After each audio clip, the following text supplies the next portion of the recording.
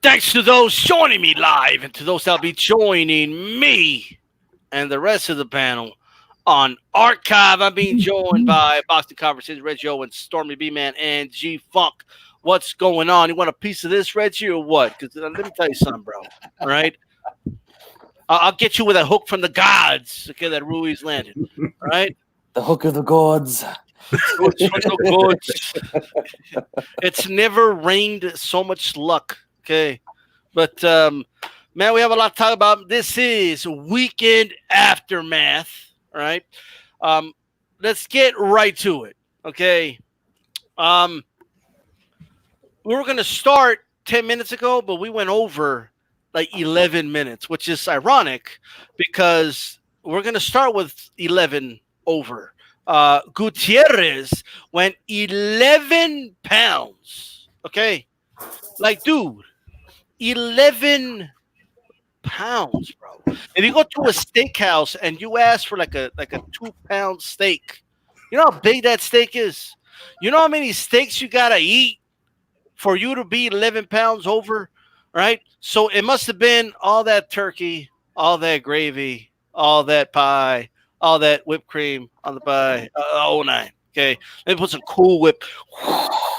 Like, dude, you got to fight tomorrow. You got to weigh in tomorrow. I don't care. You know, Reggie, what are your thoughts on Gutierrez going over 11 pounds and he got kicked out of the hotel? That's the coolest thing Bob Aram's ever done, by the way.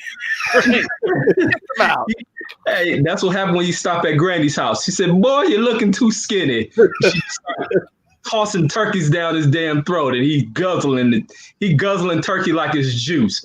And man, this food is I don't know what the hell he was thinking. This stuff was so bad that the WBC got to investigate, and they're gonna go to Granny house and get fed as well, and then they'll come to their conclusion of why this gained all this weight. But really, it just shows that this dude never stepped foot in the damn gym.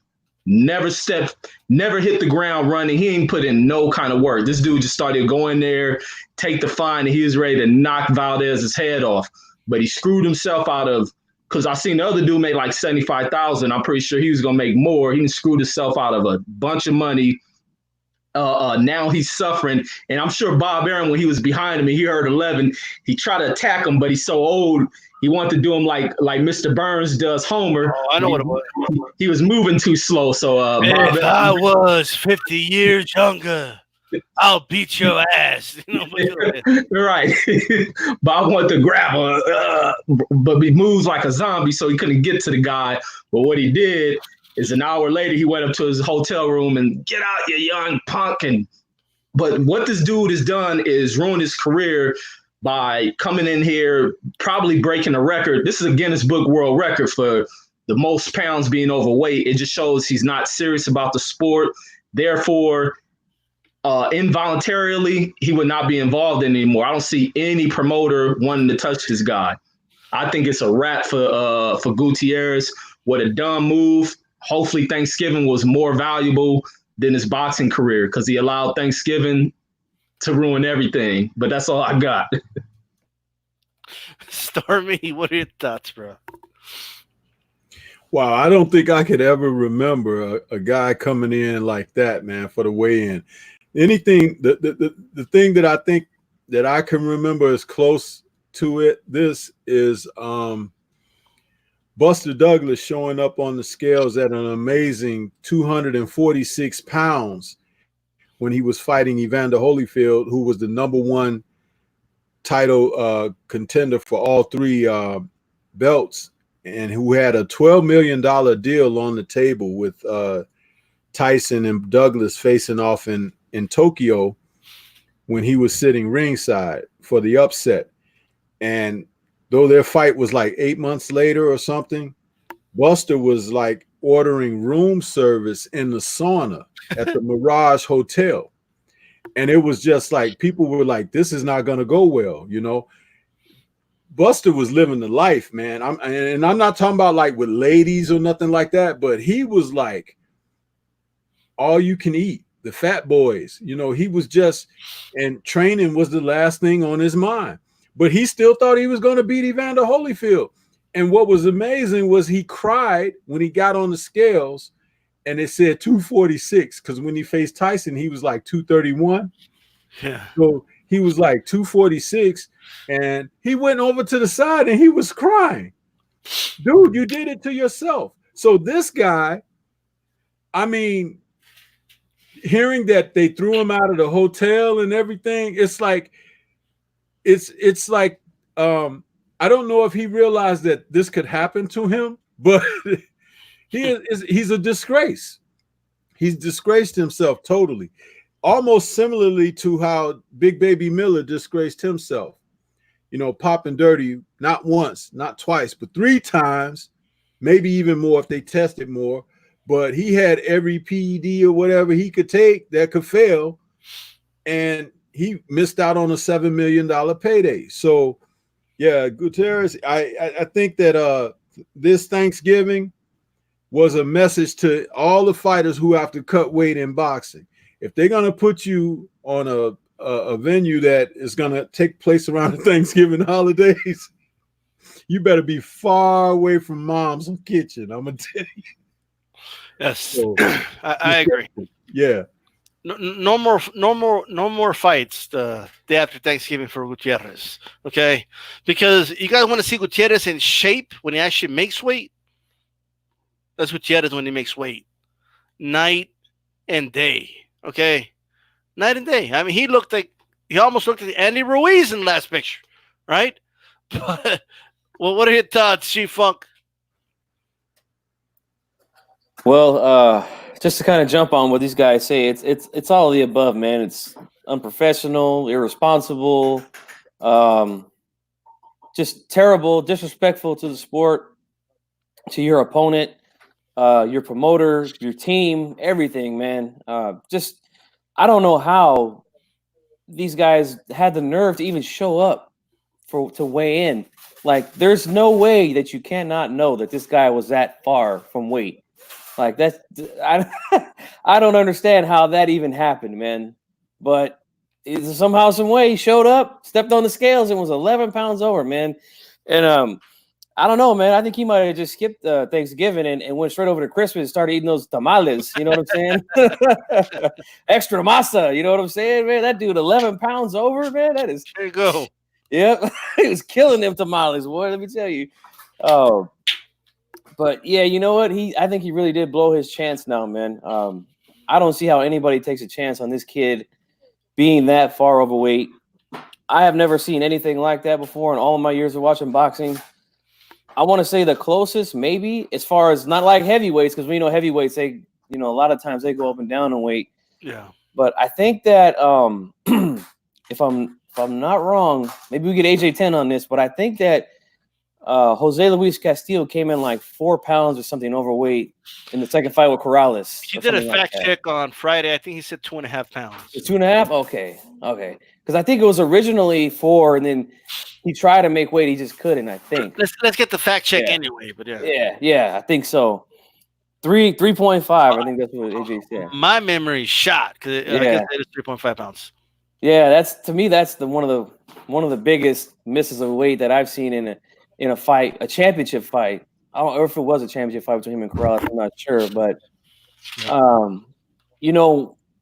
another man stepped in, and I think he made a pretty good show for himself, and he put himself out there, man, and I expect him. Go ahead and segue to that fight, man. Go ahead and segue to Adam Lopez, Oscar Valdez fight. Yeah, well, I mean, for a guy who came in on literally a 1-day notice, I thought he fought very well. He dropped Valdez with a nice little uppercut on the inside. Didn't really surprise me to see something like that happen because, I mean, again, 1-day notice, you don't know anything about this guy. Things could happen, you know what I'm saying? And this guy, he's in there, and he's like, man, I got literally nothing to lose here, man. If I get knocked out on one round, I'm supposed to get knocked out on one round, Right. But he went in there, and he said, I ain't going to get knocked out in the first round. I'm here to win this damn fight. I don't care how they give me a 2-hour notice. I'm here to. You can tell he was determined to win, man. But I think he's a guy who's naturally smaller, so that of course came into play. I think, but Valdez is a guy who's he gets hit often. He's not the most defensive guy. Offensively, I think he's brilliant though. He's got all the right things going for him when it comes to his offense. I think it was a good stoppage. I know there's some people saying that they didn't think it was a good stoppage. He was hurt from the first knockdown, and I don't think he was fully recovered. He took about I counted at least 7 to 8 shots landed without him punching back, and I think that to me, I think when you see a guy take that many shots in a row unanswered, and these are big shots too. These weren't little shots, and Valdez was trying to knock this kid out.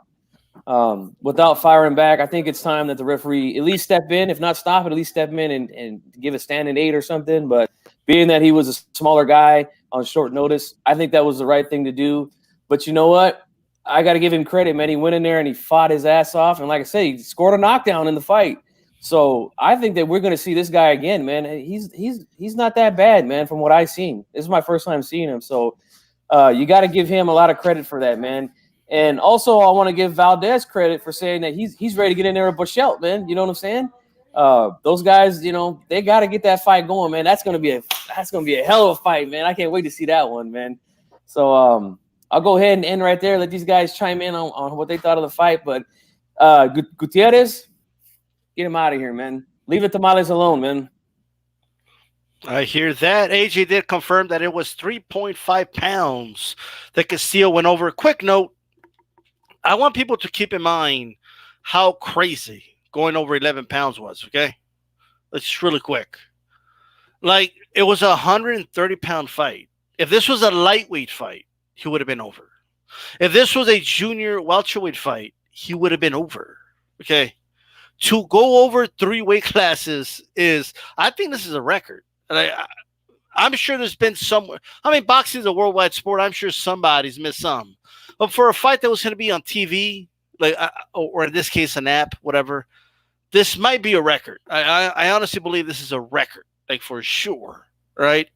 Stormy, what do you think about the fight, man? Valdez, Adam Lopez, and Rosa Mora, ending that fight in the 7th round, or stopping the fight, I should say.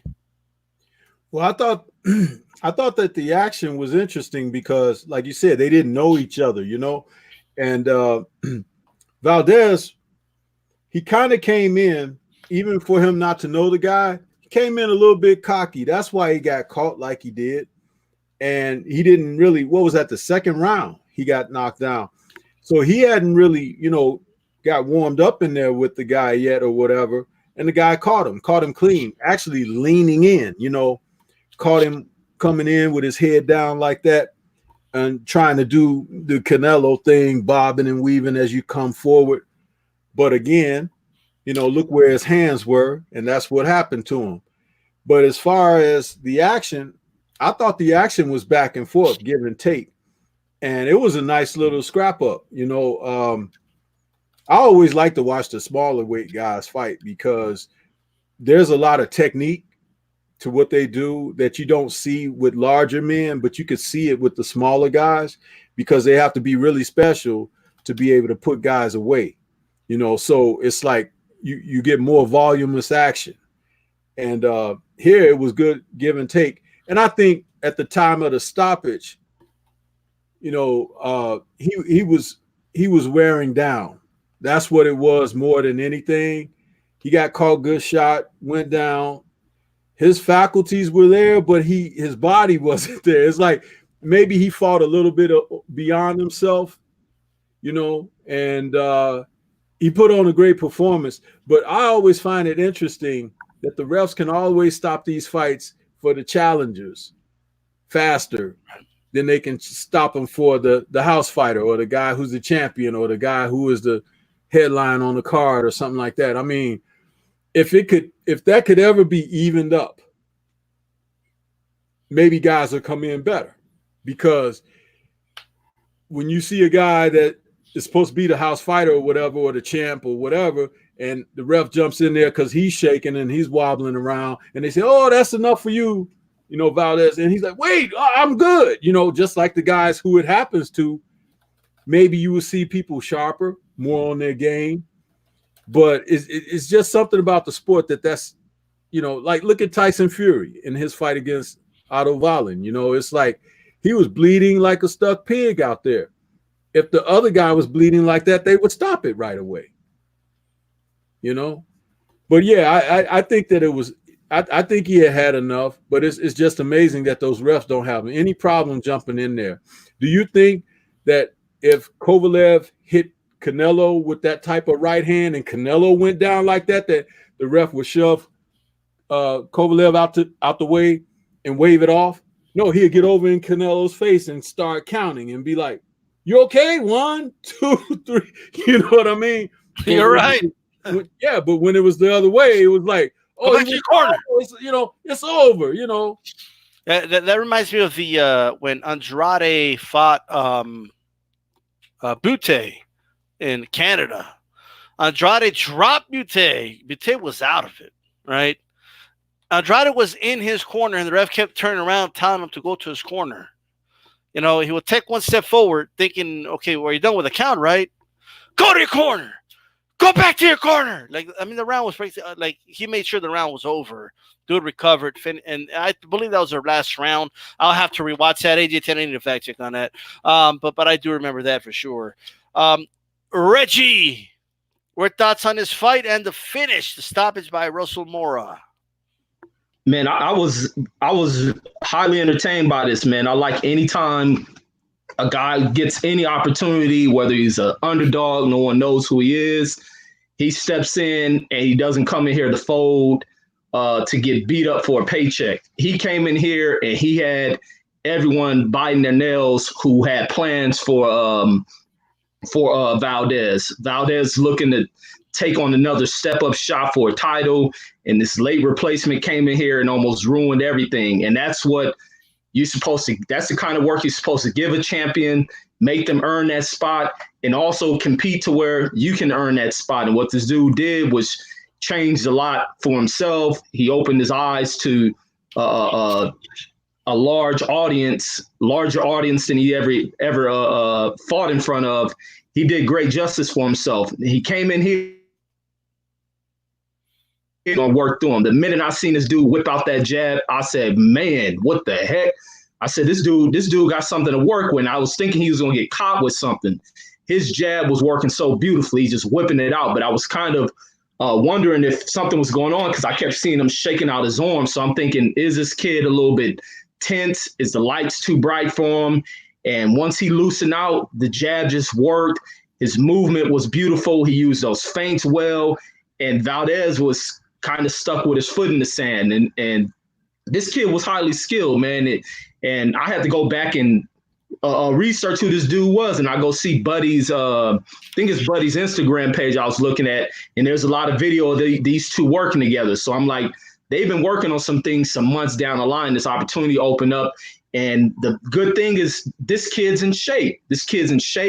He's ready. He came out there and performed. And it shows that this kid is dedicated. And if he kind of had a little doubts about his career, he's rededicated himself to it with these opportunities open up. Even looking at the social media page, a lot of people starting to trickle over to the guy. They are giving him his respects, his props, and he performed well. Now going into but he put Valdez in a desperation situation where he was just headhunting, trying to look for these knockouts, winging off a lot of these punches. And he was hitting O'Du with a lot of his power, and O'Du was taking these punches and still sticking in with that jab. That jab put some puff on this dude's face, man, and started to bust him up. But once Valdez landed that shot, because this dude's a much smaller dude, but it was just a clean shot. He rocked him, dropped him.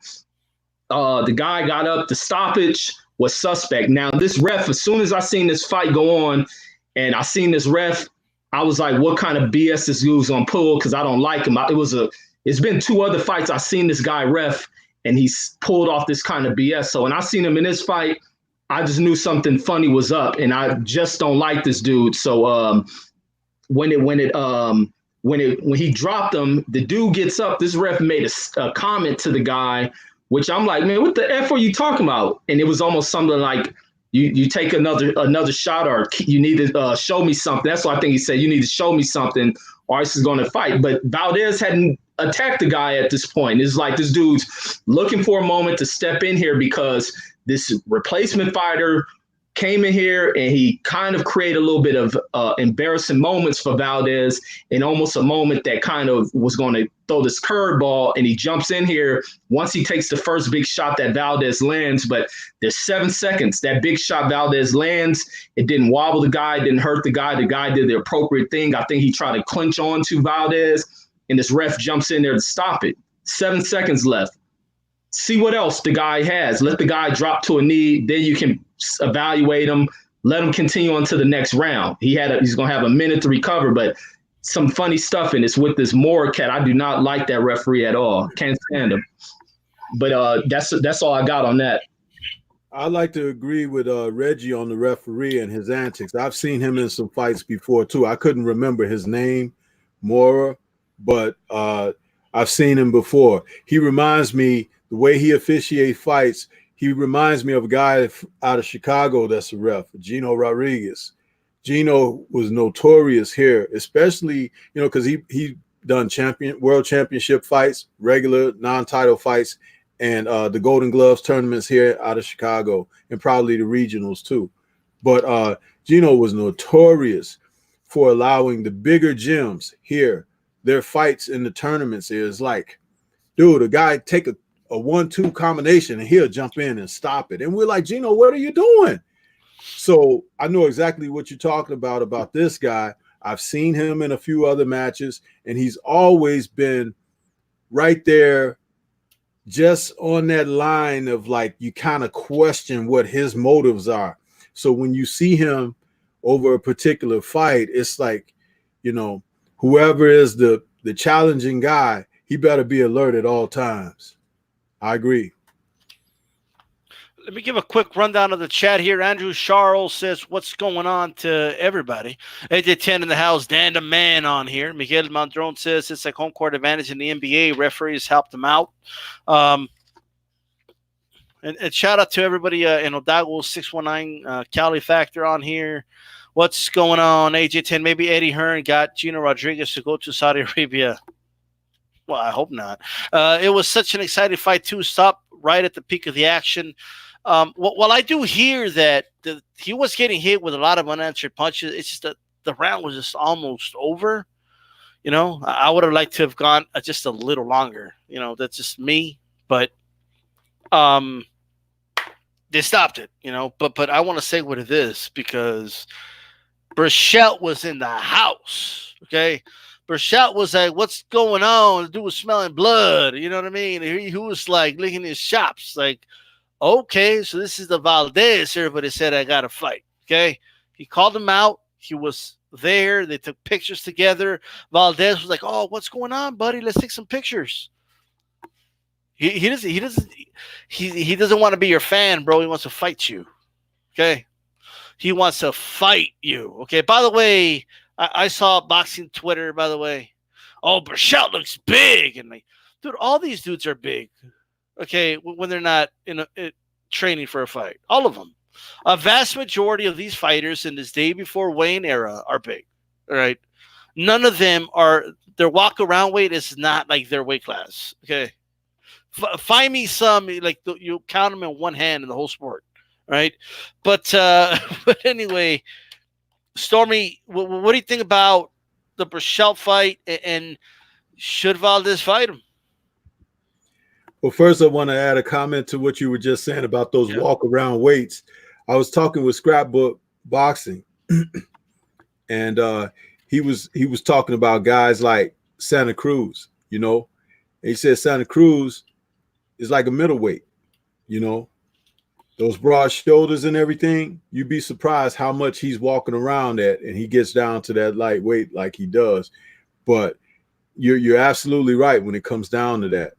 And some of these guys, they hide it too in their clothing. It's like they get clothing. He looks larger than when he's fighting. But if you really thought about how much weight they cut, be like, man, how in the hell do they do that? And then they have to rehydrate. So when they get in the ring on fight night, they don't even look like they look when they got on the scale. So yeah. But as far as Burchell, to answer your question, I think Burchell is licking his chops because he's looking for a guy who has somewhat of a name, you know, someone he can fight that you say, okay, this guy's supposed to be good or whatever. And that's exactly where he is in his career right now.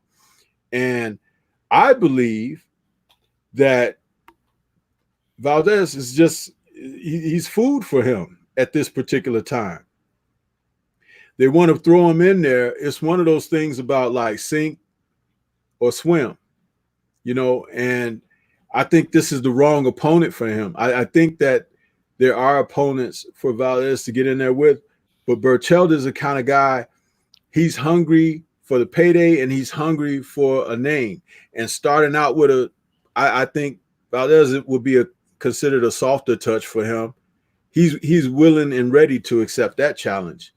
And I got him stopping him like, if this kid could put him down in 2 rounds like he did, I would say Berchelt should stop him inside of 7 or 8. Oh, there you go. Reggie, with like piggybacking off of that, what do you think about that potential matchup? And do you think Valdez, you know, maybe he just took this kid lightly and he'll take Berchelt a little more serious? No, I don't think Valdez took the guy lightly. I think the guy's utilization of that great boxing, it was something that caught Valdez off point. And this is kind of the flaw when it comes to Valdez. He just stepped in here, great boxing. You see it's kind of Achilles heel when it comes to him matching it with return offense and also being on the defense. Miguel's just going to be too strong. He's just going to walk right at Valdez. Valdez is easy to hit. And it was something that I seen where Tim Bradley pointed out. And it was his he has this habit when he's throwing punches with him opening his mouth. And that can create a situation of getting his jaw broke, which is the thing he pointed out against that Scott Quigg fight. And it's a bad thing that he does that will open up with this Berchelt cat, who I think hits way harder than what Lopez does. And Lopez didn't even make the weight. He was still at a lower weight. I think the guy was only able to make 126. Miguel's going to come at him, and there's a reason why Miguel wants to fight him. Anytime a champion is calling a guy who company is putting money behind, he sees something in it, and he's going to exploit it. And he's coming in here. I just don't know. I hate to count out Valdez. I think Valdez has the heart and courage to where maybe he makes an adjustment and figures some things out in that ring to carry him on. He may take a beating, but that doesn't mean he loses the fight based on how he scored. There's a possibility for him to win, but he's going to have to get better on defense because Miguel catches him. Like Stormy said, it may be case closed earlier than a decision. So it's an uphill battle. I don't want to count him out yet. I don't want to count him out till I see that fight because, like I say, he can rise to an occasion in that ring, but I do still kind of favor Berchelt, but what's the name may rise to an occasion, but he's going to have to get way better on his defense. Stop trying to be like Canelo. Be yourself. Make the adjustments, figure out what you need to do with the level of skills you have. You just have to figure out how to work with what you got. But we're going to see. But Miguel may break this dude off, man. But that's all I got. Shout out to Kenneth Johnson. Well, real quick, shout out to Kenneth Johnson for that super chat. I much appreciate with that support. Go ahead, Stormy. After that, go ahead, G-Funk. No, I was going to say, excuse me. After G-Funk go, I have a question for everybody on the panel regarding Valdez. Go ahead, G. Okay. I mean, I think that's going to be a spectacular fight, man. Both guys like to go on the offense. Both guys like to throw a lot of punches.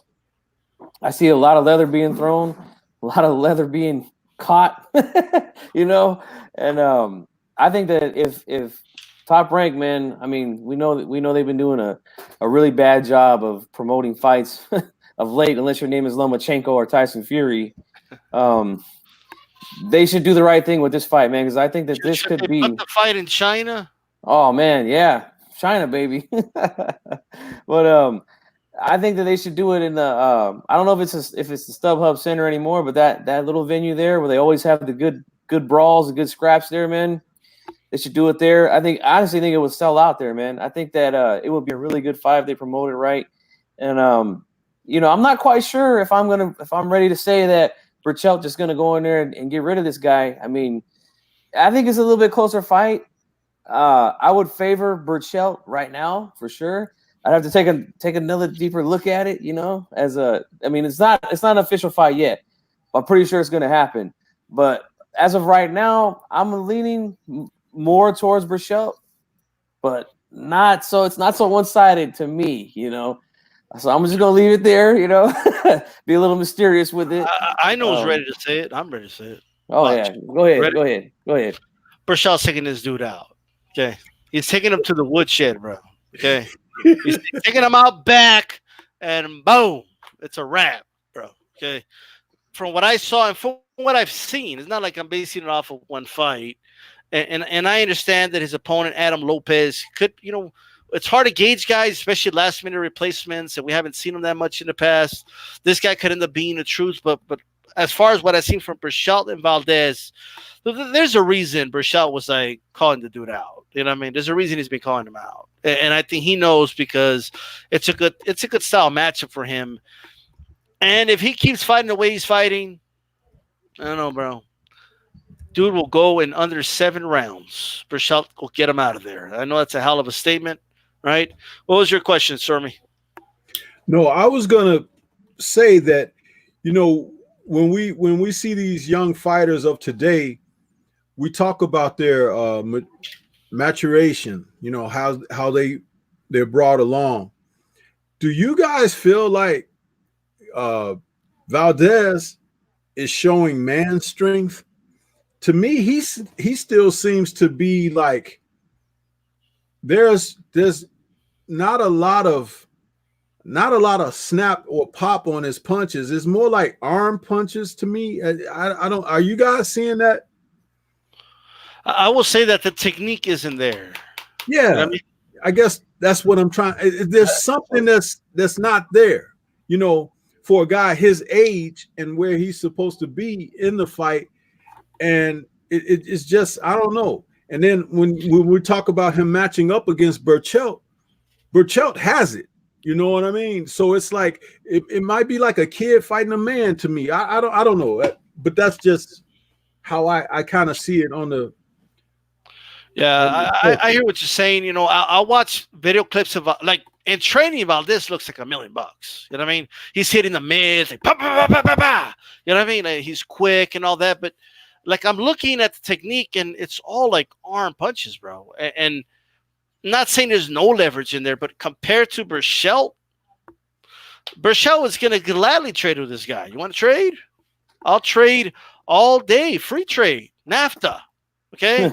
I was just going to say the same thing, man. I don't think that like he sits down on the shots or like the old coach from the old gym used to say, he don't put his ass into his shots, Yeah. You gotta put your ass into those shots, man. He's not putting things together. He's either trying to be a little bit defensive or he's trying to be offensive. But the transition is poor. Yeah. And an experienced fighter like Burchell, who's used to going to war with somebody or whatever, he relishes that opportunity because that's where he can exploit him. You know what I mean? And if that's going to be like the next fight, you can't correct all of that in a camp. The El Fall player just said Valdez is war torn. If he's already war torn, he's done, bro. Like if I don't think that's true, but if he's war torn, he's done. Then then he's done. Then you don't fight a guy like Burchell if you're war torn. You know what I mean? And I thought that the Reynosos were supposed to work on this defense with this guy. I'm not really seeing it yet. You know what I'm saying? The problem with Reynoso though is, other than Canelo, I haven't really seen him like with anybody else. And a good trainer needs to know the weaknesses and strengths of every fighter. They're all different. You know what I mean? And I'm just not sure. Reynoso hasn't proven, to know the weaks. Like, you know what I mean? The weaks and strengths of weaknesses. I'm sorry, and strengths of fighters. He hasn't really shown that to me. So this will be it right here for him. If they can come up with a good master plan. And he could outbox him because I think that I don't think that he can stand there and go to war with Burchell, man. I think that would be a foolish mistake of them to do that. I think at times he should get in and out on this guy, but this will be his opportunity right here to say, "Look, I'm a mainstream coach other than Canelo." You know what I'm saying? And see, it's about that transition. Like I said, when a fighter can be, on the inside or in close in the midst of battle, handle himself defensively and still engage offensively, that's one thing. But when guys have they have a disconnect between, what's transpiring when they go from offense to defense, an experienced fighter can exploit those things. And I think that's what Burchell, that's where he will shine against him, because don't forget, the kid got caught against this guy. You know what I'm saying? And he was on defense when he got caught. He got hit with that 45 and he went down. He didn't see it or anything, because it was like he was doing something he practiced in the gym, and he had an intent to do something offensive off of it, but the guy caught him in between. And this guy doesn't have that type of experience like a Burchell. Burchell can draw him into something and make him get caught with something, because that transition is poor. Go ahead, Ray. Look, well, let me just say this, G-Funk. I promise you, Adam Lopez wouldn't drop Burchell. It would happen. But go ahead, Reggie. Yeah, and there was something that came out of it, that when they were doing the ringside interview with Buddy, and what Buddy said that this dude Adam Lopez stated, and this is why I have so much respect for this guy, is when Buddy was coming with his plan, this guy spoke to Buddy about this guy can't fight under pressure. He can't fight going backwards, and that's when you start to see Valdez doing a lot of backing up. So if this guy can back Valdez up, he may be in a little bit of trouble. And for this guy to even point out and see that Valdez can't fight off his back foot, that's all she wrote. And he's not throwing the proper technique for punches to get respect to back someone up. Because, like I said, Lopez was taking some solid shots on the chin well before he was dropped in his fight, that he just took the punches and kept forward, backing this guy up. So it's a little bit of some trouble that's brewing possibly in that fight. Well, to stay on this card here, Reggie, go to segue us to Carl Frampton versus Tyler McCreary and how you saw that fight. Yeah, it was a good fight, man. I think what it was McCreary wasn't up on this level, and I think that's what it is. It was just veteran skills, veteran talent against still young and rising fighter. But McCreary really didn't utilize the advantages he should have stuck with. Like I heard the coach screaming at him about utilizing that jab.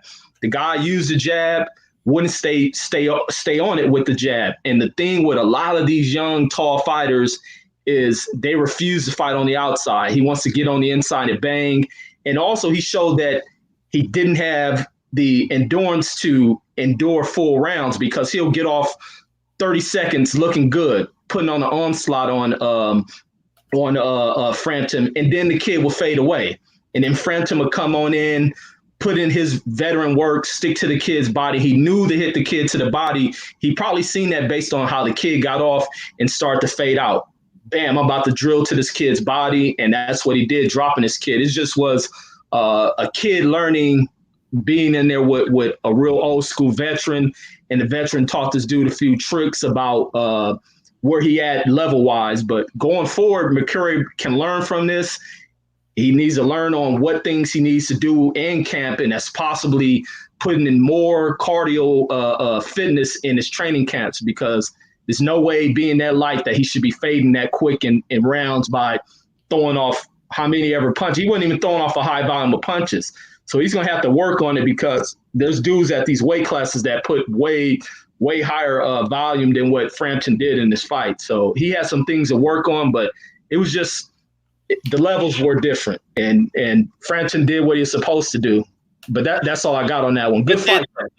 Even though he won, and I agree that there was there's levels to boxing. Obviously, Frampton was a notch above him, but to me, he looked a little like no longer like he doesn't look the same anymore. Do you agree with that? No, I definitely agree with that. Definite. He may run into trouble stepping against what's the name, Jamel Herring, like they were saying on Trill this morning. He may have missed his mark taking on a fight against those guys, and we'll see what he can do. We're gonna definitely see what he can do. Well, what do you think about that potential fight, Stormy? Frampton versus. Hello? Frampton versus who now? Herring? Herring? Oh, I did a video on Herring a couple weeks back. I had said that Frampton is one of the names that he should be looking forward to because, one, the wear and tear that's on Frampton. Two, the boxing skills of my man. I call him Semper Fi. You know, I think that he boxes well enough to draw Frampton out of a comfort zone.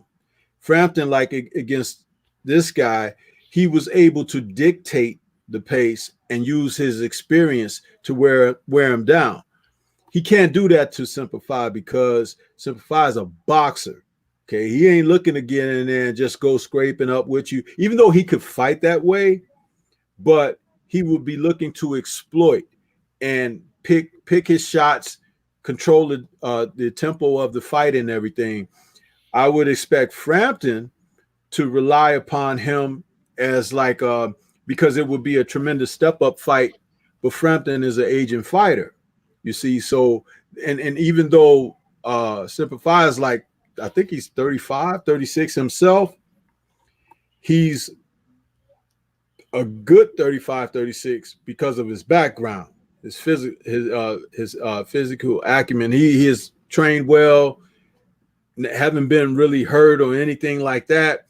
And the thing about it is he can box. When a guy can box, it's always a possibility for him to be in a fight.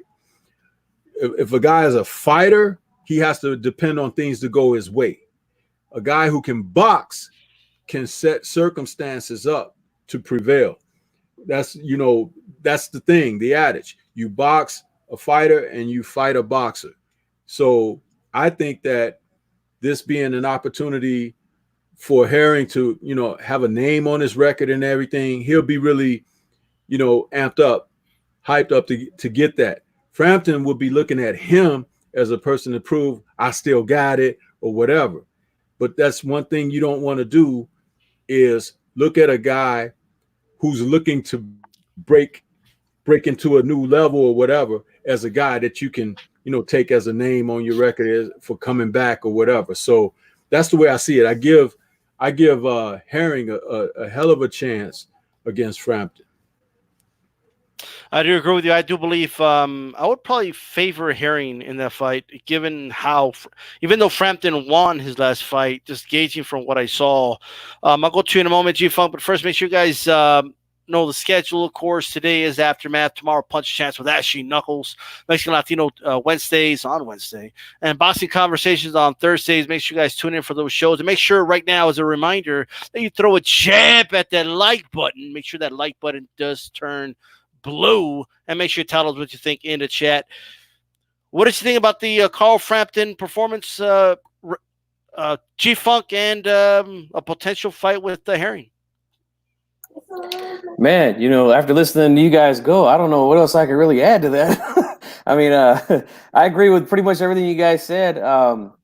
McQuarrie looked like a guy who, he still has some potential to go on and do something. I just think that he got in there and he just wasn't ready. That's what it looked like to me. And Frampton, being the veteran, took advantage of that. He jumped on him, hurt him to the body several times. And, it's a good win for Frampton to keep him alive. He's to me, he doesn't look like the same guy. But it's a good win for him. And I think if he gets in there with a young cat, I don't see him winning that fight. I just don't. I agree with what you guys said about him. So, yeah, man, I would like to see it, though, because, I mean, again, this is boxing. You just never know. But I don't see Frampton winning that fight.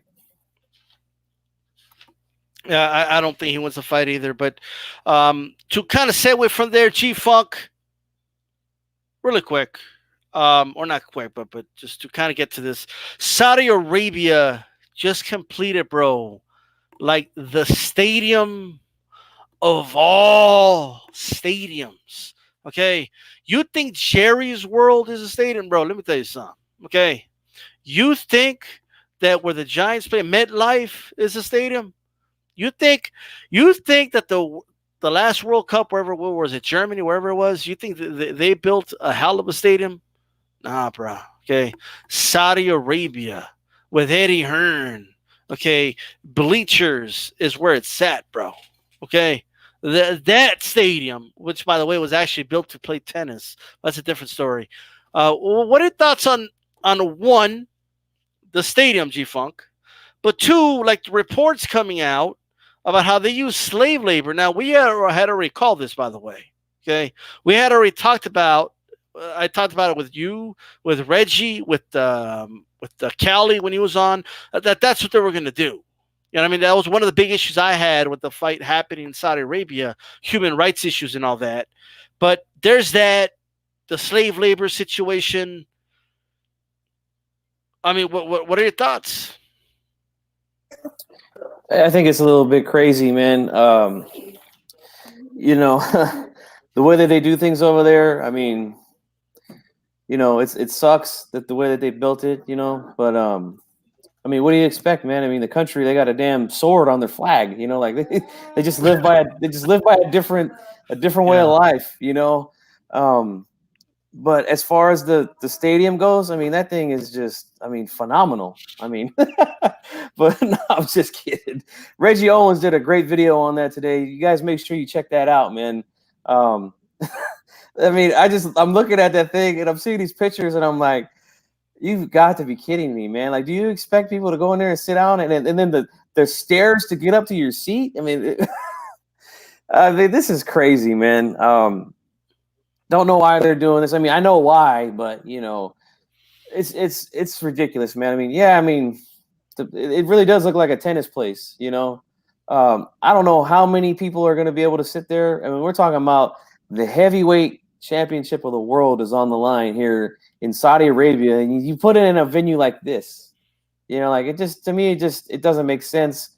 So many different places that they could have done this thing.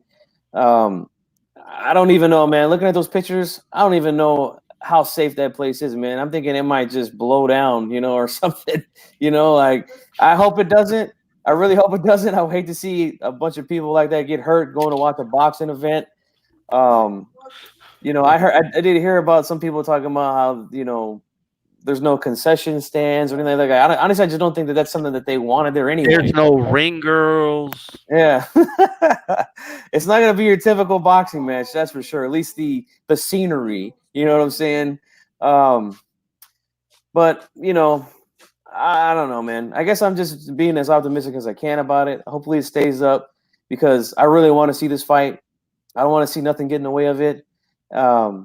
But you know, yeah, that stadium is a joke, man. It really is a joke, man. It just doesn't looks trashy, and I don't know, man. I just hope everything stays up, man. Yeah, I'm gonna travel all the way to Saudi Arabia to watch a boxing fight and sit on a folding chair. Okay, I'm gonna try all the way over there, right? I mean, this is absolutely crazy. Okay. Look at this piece of shit stadium. I'm sorry. All right. They're putting out photos. Eddie Hearn tweeted out, oh, look, haters. The dude used the word haters. Okay. You know, it is built. Okay. Are you kidding me, dude? Look at this plaza of beheading. Okay. That's what this shit is. Right. All right. And look, people will come to me and be like, oh, you have to respect our culture, D-Style. And you have female reporters over there, like, required to cover all up, okay? Like, to cover everything. Like, there was a photo of Michelle Phelps. She was showing her ankles, and you have people saying, hey, careful. You can't show your ankles over there. Like, are you shitting me? Like, I don't even know if it's that deep. But if it's that deep, I see Reggie nodding his head. It's that deep. But go ahead, Reggie. What are your thoughts, bro? Man, like I stated in my video, man, this stadium is a piece of crap. It ain't worth a damn. It doesn't look like anything. But by the way, I hate to interrupt, but really quick, shout out to Best Fight, the Best Boxing, showing that support. Okay. By the way, dude, like, Best Fight, the Best should be in prison right now after that massacre, that murder I saw earlier. Okay. That should not be legal. Go ahead, bro. but no, this stadium is crap, man. And for Eddie to speak about people hating on him, ain't nobody hating on him. When you sitting there bragging about 90,000 seat arenas, 20,000 seat arenas, real arenas that take time to build, that took planning from engineers to sit down and using real unionized labor to build these things, taking the time, ensuring that they're built properly. Now you got these dudes in here, forced in here to build this thing, because that's the only way you're going to get something built like this in 2 months, working them around the clock. And it's not even structurally tested. How do you ensure that this thing can withstand, even if it is to be sold out? But you're bringing in these people to do what work and to think about the human rights issues. This is crazy. This is madness. Like, I just don't understand it. It's so well beyond time that this country is still behind like that. And just to think of it, how they're trying to change things. Women just got the right to vote last year. That's because this country is trying to change its image and to be able to get on the world stage. What year is it again? 2019. And these women just got the right to drive. So it just shows how far, and it's all just got to drive. Matter of fact, I think early this year, it might have been late last year, they just start letting them attend sporting events. But this is not a country to where you want to do these events. Matter of fact, because I love track and field. They had a track and field event there. There was nobody in attendance. These people don't know damn sports.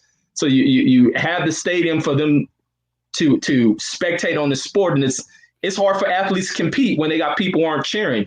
And just like I was watching some of the concerts, because you had like Lil Wayne, Tyga, and Future in them perform, a bunch of young people, this new generation who wants to be a part of Western kind of culture. They know nothing about the music. They're probably put in there and told to just cheer, yell, make noise. And that's basically what it comes out to.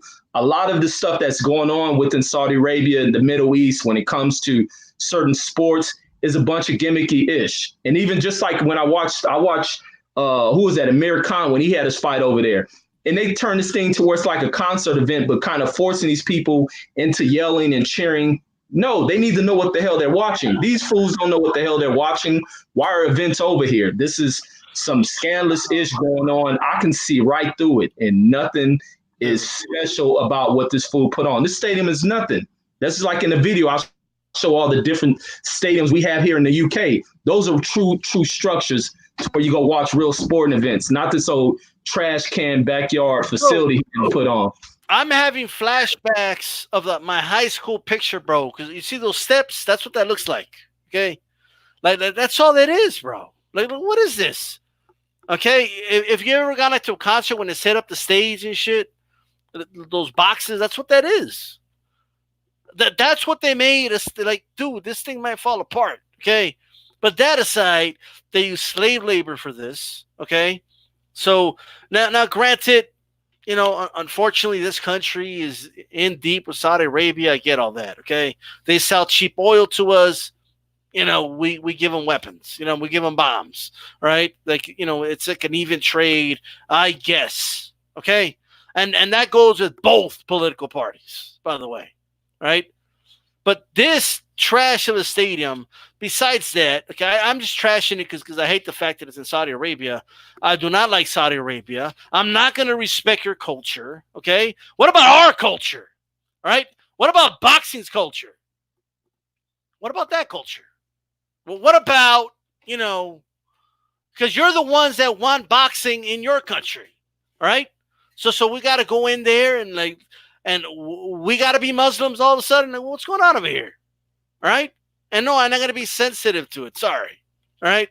But I will say this. Okay. No ring girls.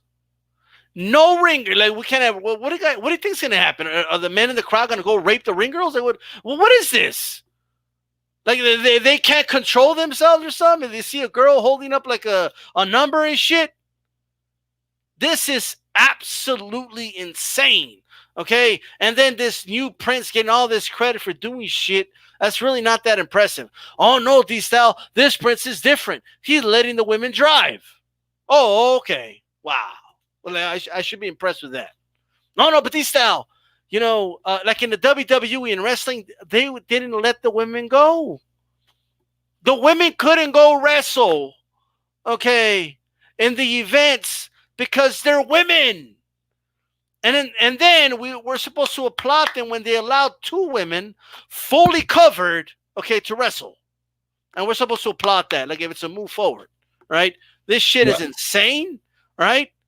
But go ahead, Reggie, and then we're gonna go to Stormy. Go ahead. But you know it's crazy because this is almost reminiscent of what was going on in the when was the Olympics out there, 1930s, to where Hitler and German society, to where when Jesse Owens and them all go over there, they think, oh, Germany is such a welcoming society, everything's so beautiful, and they put on these displays to make everything seem so culture and advanced. But the minute when the world left, you start seeing where Jews are being kicked out of where they live.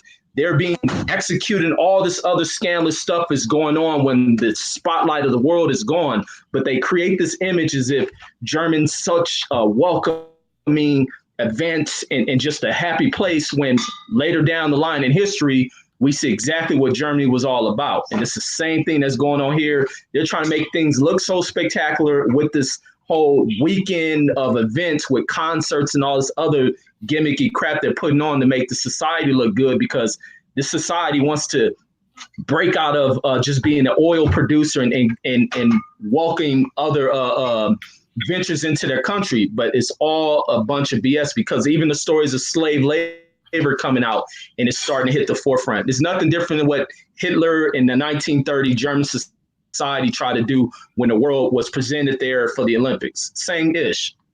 Follow history, man. It's not an exaggeration, by the way. Okay, it's not.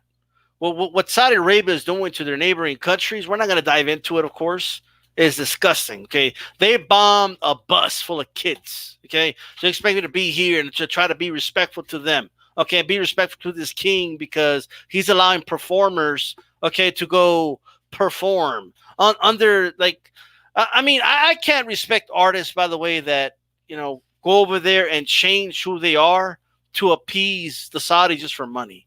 Okay, like I have no respect for the WWE for doing it. Okay, and I can't have respect for a promoter, in this case Eddie Hearn, that puts on an event over there, and then they tell you, no, we can't have ring girls. No, we can't have this. We can't have that.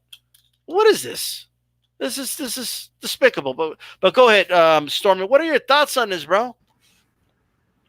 Well, first and foremost, kudos for Reggie dropping a little bit of history out there, because I was going to start off my comment by saying those who are ignorant of the past are destined to repeat it. Okay? Now, Anthony Joshua, Andy Ruiz, if those two young men, and it's like, you have to understand, this is where our society has totally taken 100 paces more back step at where we are and what we're dealing with in life. These two young men could have stood up to Eddie Hearn and said, you know what? We can't take that fight there. We can't take that fight there. Eddie Hearn could say, oh, you're contractually obligated to the... No. They could have stood on a conscious, objective platform like Ali did way back when they were trying to take him out of the sport and put him in the military. Conscious objective. Conscious objective means that you are tapped in to the environment that is not conducive to your well-being, your beliefs, your culture, whatever. You could have used that as a platform to fight for the people who can't fight for themselves. It's an identity problem where you are okay and you're living in what they call the free world, okay? But there are people over there against their will. And the same people that are against their will over there built that place where you're going to have your event. There's something terribly wrong where you can come from the free world, go over in the midst of that, And probably the people who built that won't even be able to enjoy the event. But you're going to go over there, make those people a ton of money, make Eddie Hearn a ton of money, and make a little bit of change for yourself, because you ain't getting paid what you should be getting paid anyway, because they ripping you off. But conscious objective, they had an opportunity, and the world could have listened. The world could have listened. Okay? This is something that is terribly wrong in our society today. Oh, well, it ain't my country. It ain't happening to me. But, you know, there are people over there like you and I. Like 78's video on this was wonderful. And I have been talking about it. Like, anybody that didn't get a chance to see his video, you should check it out from yesterday, because it was a woman who has direct relation and ties to people over there, and talking about the conditions and the circumstances that people find themselves in. So no, this is not a good thing. No, this is not something that should be celebrated. It should not even be supported or taken in, actually. It should be protested. And there are people who are a part of this promotion and event who could actually use this as a platform for justice. They're actually telling you, we kill babies, like D-Style said. We denigrate women, okay? But we are men of God, really. And you come over here, you can't live and behave like you're accustomed to performing in your own lands. So you have to adjust to this, which somebody's going to end up in their prisons over there, because they just don't know and they're ignorant of what happens in that part of the world. So all of this is okay to do this. And at the end of the day, it's Eddie Hearn doing this for a bag of money. This event could have been put on in Madison Square Garden again and brought in twice the money they did the first time, because of what happened the first time. They could have taken it to Vegas. Okay. They could have taken it to Texas. Okay. In that nice stadium out there that G-Funk like to hang out in. They could have had it. They could have had it right there and filled up the stadium, because people would have wanted to see this. Ruiz's people and the people who will come in from the UK and the people domestically here who just want to see a boxing match and enjoy the sport of boxing. There were so many opportunities for them to do it the right way, but they come out here and they do it the wrong way, and they actually expect a dividend, a financial payoff in this.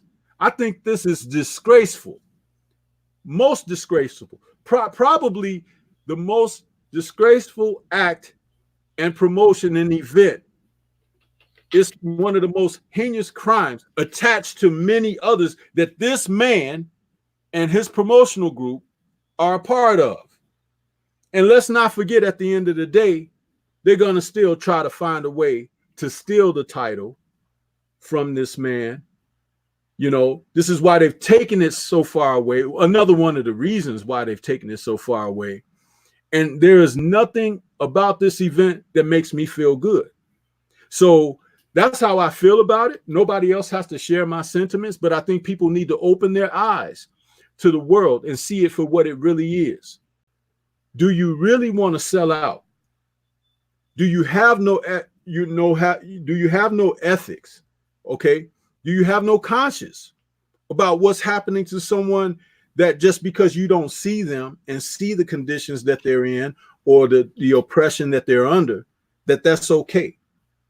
People have left their homes in various countries to go over there seeking work and opportunity and have become enslaved. Okay. Passports taken away. They can't see their families anymore. They can't leave the country. They're violated. Okay. They're imprisoned. Women are raped. This is okay though, right? And just for a boxing match. We'll close our eyes on this for one night and go back to our lives. No, man. No. It needs to be spoken about. This week, most of the journalism, even like for my channel, I think this is what we should be talking about. There was an opportunity to get it right, but once again, Ed Hearn has failed us all, and this should never be forgotten. Those people over there should never be forgotten. That's all I have to say about it. I agree, man. I agree. Sorry, go ahead, D-Style. Well, go ahead really quick, because I'm going to go for a little bit. Okay. Now, I just want to say that I think you guys hit on some great points, man, about the way that the building or this stadium was built, you know. And this is a good example of how bad the sport of boxing is ran right now, man. It's a great example of that, man. The fact that this guy will go over there and make a deal with these people and build a stadium this way, and nobody says nothing. Like if this was ran like a normal sport, like the NBA, like the NFL, like MLB, like the NHL, like this shit would not be happening, man. It would not be happening.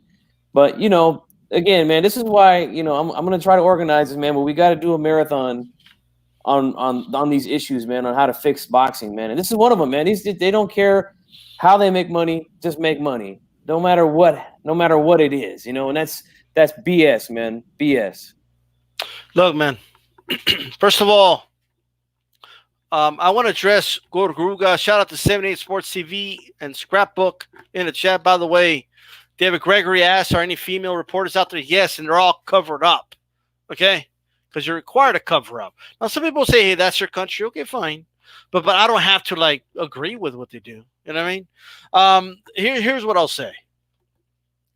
Gurugwa, you said that there's more murders in the U.S. than in Saudi Arabia. Therefore, over there, it's like a paradise compared to over here. You can't be serious, okay?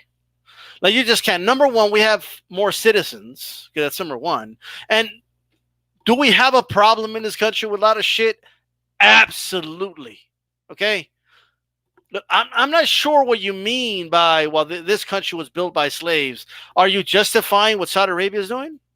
So, if this country did it in the past, they should be allowed to do it now, or what? Well, what does that even mean? What are you trying to say? And we haven't forgot that either. It's not like we're just sweeping that under the rug. My bad, I didn't mean to cut you off. Look, man, Saudi Arabia, and it's one of those things where, of course, this country is contributing to it. This administration is the one, okay, giving weapons and supporting Saudi Arabia, okay, who does, war crimes. I mean, we do it too.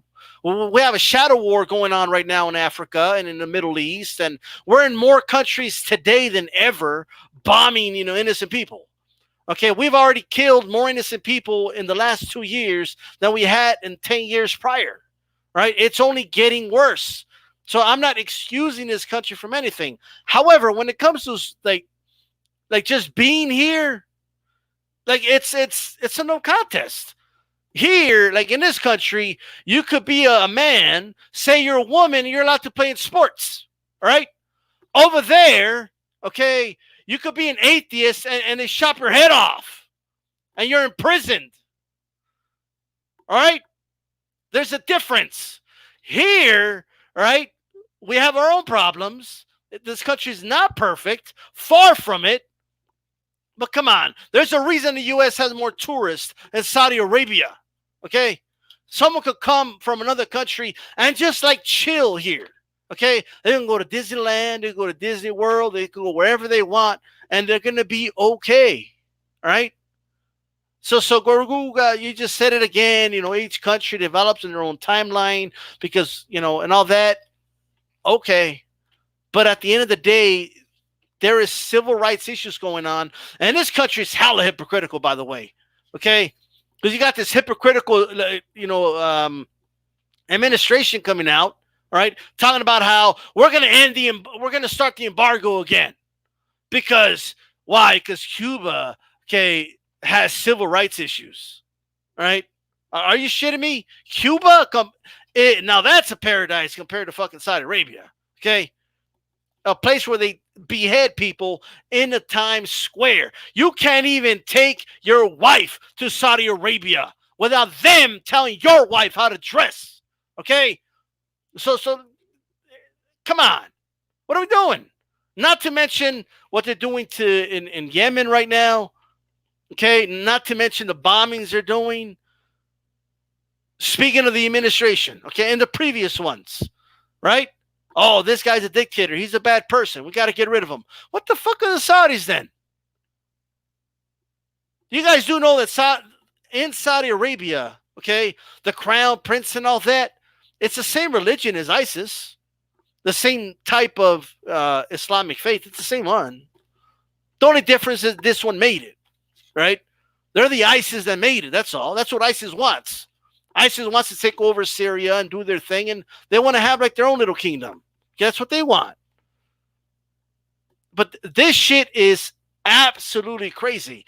Like, it's so lazy to just say, what's the big deal? I mean, people get murdered in the U.S. too. Like, what does that mean? People get murdered everywhere. But there's a big difference, and there is. Right? So, let's share my thoughts on that. It looks like Reg, you wanted to say something. Yeah, my thing is the one person that this all points towards is Eddie Hearn. And with these acts that Eddie Hearn are committing, from what we speak of or what's going on over in that country, his disregard for the safety of the sport, where you got a fighter who's been suspended here in Las Vegas. You say, F you, Las Vegas Commission, I'm moving this fight over here. You got another fighter who's been suspended for steroid cheating, tampering with gloves. You allow him to go into a fight under the secrecy of whatever code you guys are operating under, get into a fight. Then later, this dude is still under investigation. So this dude has no regards for nothing but his own pockets. There needs to come to a point to where these sanctioning bodies, these commissions get serious and they ban this dude. Eliminate him from practicing in the sport. Eliminate him from making money in the sport because he thinks he's above it. And this is what happened when you have a lack of governance, to where there's like a bunch of lawlessness. And this dude is lawless as hell, to where he doesn't adhere to any of the rules. He thinks he come in as some blue-eyed dude with major privileges and he's going to set his own standards and stuff. Those rules, he think those rules apply to everyone else, and he's just going to disregard it. This dude, it's time for these governing bodies to take a real stance against this dude and get him up out this sport, because he's no good when it comes to this game. It's time to eliminate Eddie Hearn from the sport of boxing. He doesn't care about it. He doesn't care about these fighters, and it's time for a lot of these fighters to wake the hell up. Sorry for even young Devin Haney. It's time for you. Devin's you big enough. It's time for you to branch off and go somewhere else. But Eddie is not the right guy for the sport of boxing. He shows that he has no ethics. He doesn't care what the hell goes on. And just with these 3 acts, these three, maybe even 4 acts, it's time for Las Vegas to get serious, along with the rest of these state commissions, and don't let this dude bring anything over here. It's time for the UK to get serious, and hopefully UCAD and the BBC see how he disregarded him by taking Dillian White over to this other nation and allowing him to step in the ring when he knows that you guys are investigating this cat. Get him up out the sport for good. But that's all I have to say about this one. Shout out to Great Drink. I haven't seen it in a while. That's Dillian White is the one that, did not wear the gloves. Like, I know I say this every week, and people are probably like, you say this every week, but it has to be said. Okay, because if we don't keep saying it, people are going to forget, right? And every time it doesn't get old. Every time I say it, okay, it's like amazing. Well, I can't believe it while I'm saying it. Every fight, they inspect gloves, okay? Both camps are there, and then and then they weigh the gloves, and then that's the gloves that you have to wear fight night. Like every fight, they go through that process. Dillian White did not wear the inspected gloves. He wore some other gloves. Okay, he didn't even wear the spare gloves that they have just in case. His reason was because a fighter in the undercard didn't have gloves, and so he lent them his. Doesn't even make sense. didn't wear the spare ones, wore some other gloves. When Rivas Singh walked in, dude already had his gloves on. Didn't even check how he wrapped his hands.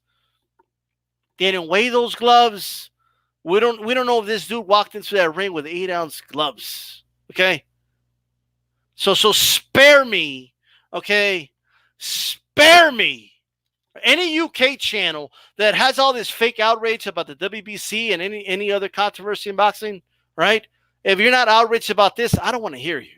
You got nothing to say to me, right? What this dude did with the gloves was absolutely disgusting, okay? And the commission over there said, no, well, they're fine, all right? So I don't know about that, man. And I don't know how bad Rivas, needed the freaking fight, because I can't even believe that they agreed to fight after that. That is unbelievable. This dude could have had loaded gloves. He could have had gloves that had less padding on it. Okay, it could have been anything. We don't know. I mean, use your common sense. Like, you really believe? Like, there's a reason that they weigh them and everything, and they agreed to it. There's a reason for that. So, and on top of that, just to top it all off, cherry on top, dude pop dirty, and we still don't know where the B sample is. This dude should be banned from the sport. Banned from the sport. Chief Fung looking for the B sample. Absolutely, D-Style, and also banned from the sport, both the fighter and that promoter. But like I said, this was a missed opportunity for both Andy Ruiz Jr. and Anthony Joshua. They could have done more for their careers by taking a certain stand at this particular time. It would have been worth the value of any fight they could fight going forward for the rest of their career, to take a stand against having this event over there and putting the spotlight as to why not to have this event over there. Missed opportunity. Yeah. All money ain't good money. Okay.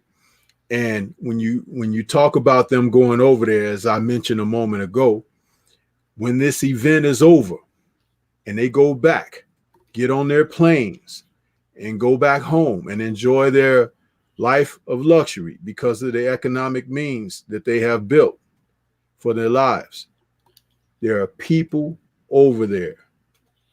This is what I'm saying. How can anybody remember what happened in Rwanda? Bodies laying in the streets where vehicles couldn't even drive on the surface of the concrete because you were driving over bodies. Because it didn't happen here, people had no care for it. You understand? But this is a part of the world that even the government deals with, okay? Dirty dealings. But two men had an opportunity to stand up.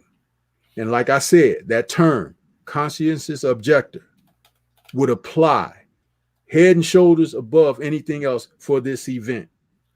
They would have been forced to have it somewhere else. The spotlight would have been on what it needs to be.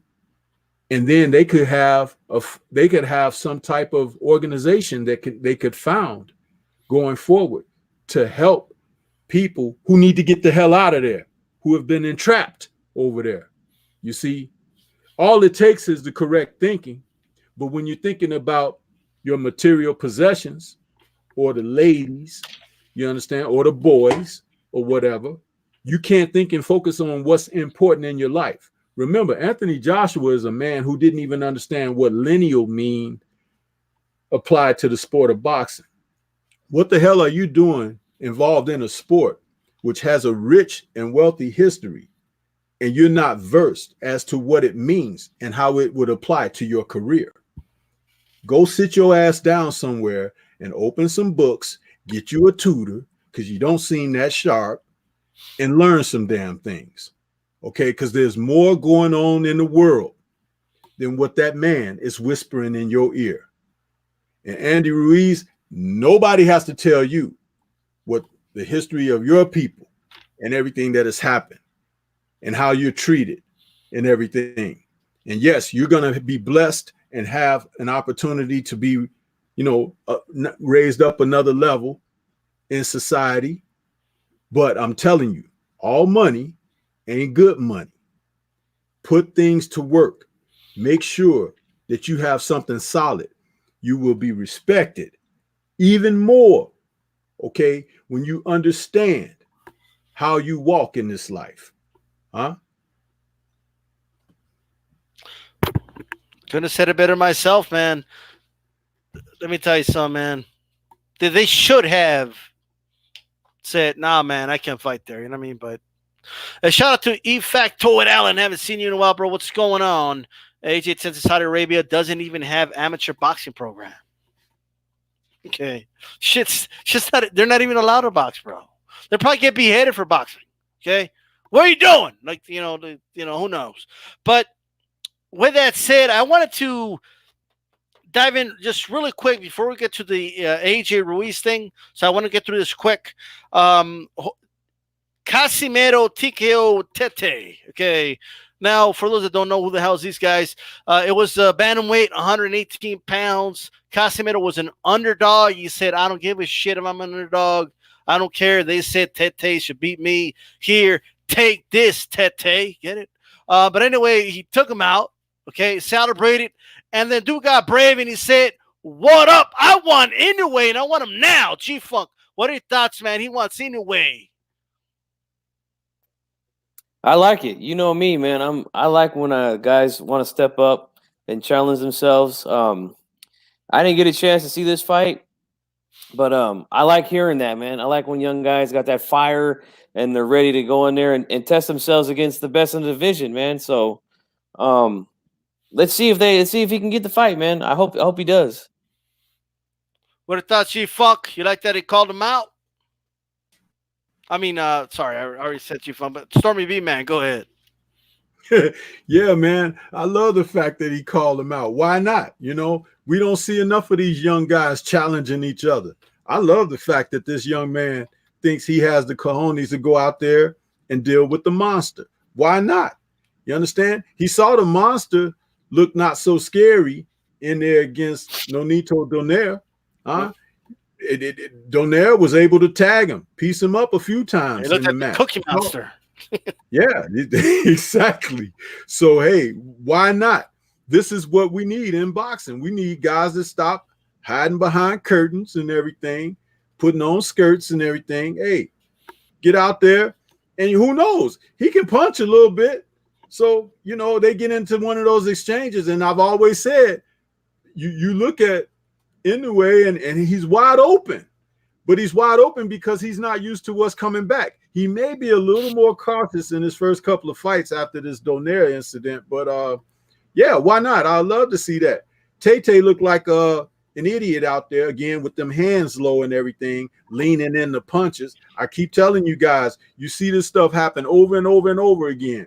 The man's posture when he fights is lazy. All it takes somebody with a little life in him, which this young man definitely has. I was watching the fight, and I'm like, he's going to get all over this guy because Tete, the way he fights and the posture that he fights out of, even being southpaw, he was fighting from behind the entire time. And then once the guy started connecting on him, it was over. So, yeah, let's see him in there with the monster. I love to see that. What are your thoughts, Reggie? Man, I second, third, fourth, all that, man.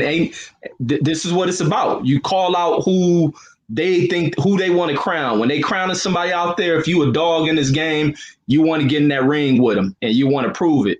And it's a funny thing because Tete, for the last month, been talking all this Inoue stuff, looking past this dude. And this dude stating in the interview a few days before the fight, this dude looking past me.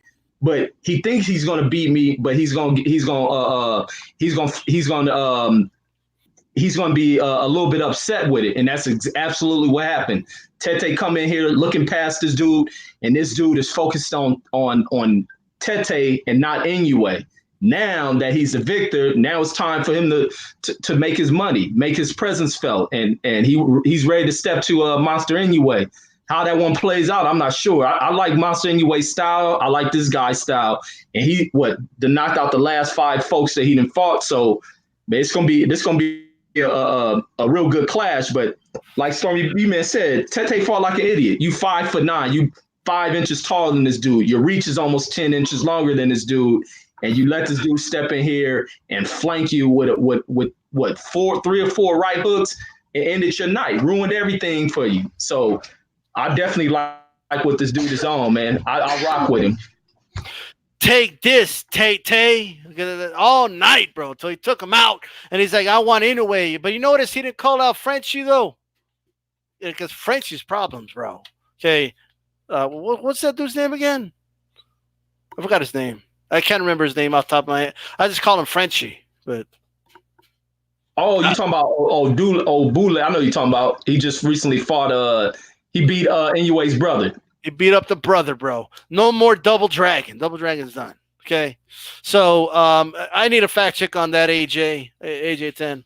I know AJ10 is not AJ, the boxer. Okay. I know people have been spreading those rumors. It's not him. All right. With that said, let's get to the big one, man. AJ versus Ruiz.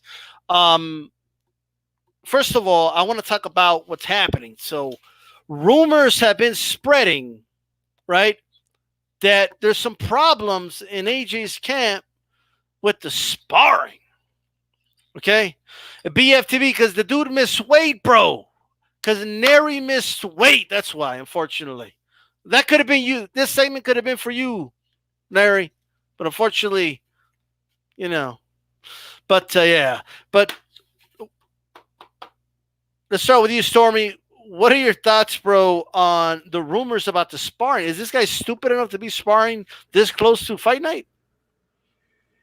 He's stupid enough to be sparring this close to fight night, just as he was stupid enough to keep sparring over the past few years where he'd been getting knocked out in the gym. I mean, this is nothing new. It's just that he's on a larger scale now, and the information is coming out. But I remember like 4 or 5 years ago, I was hearing stories about him being touched up in the gym. Yeah. You know, the hype train, it stops when the light goes out in that ring. You understand? And there have been people who could see exactly what was happening. Judges being in the favor, referees being involved in the mixed, fighters taking money for opportunities to make him look good. It's all across the board. So now they want to talk about this. They put that, it's like a spin, you know, it's a spin on what's going on, because the truth of the matter is, yeah, he's still getting beat up in the gym.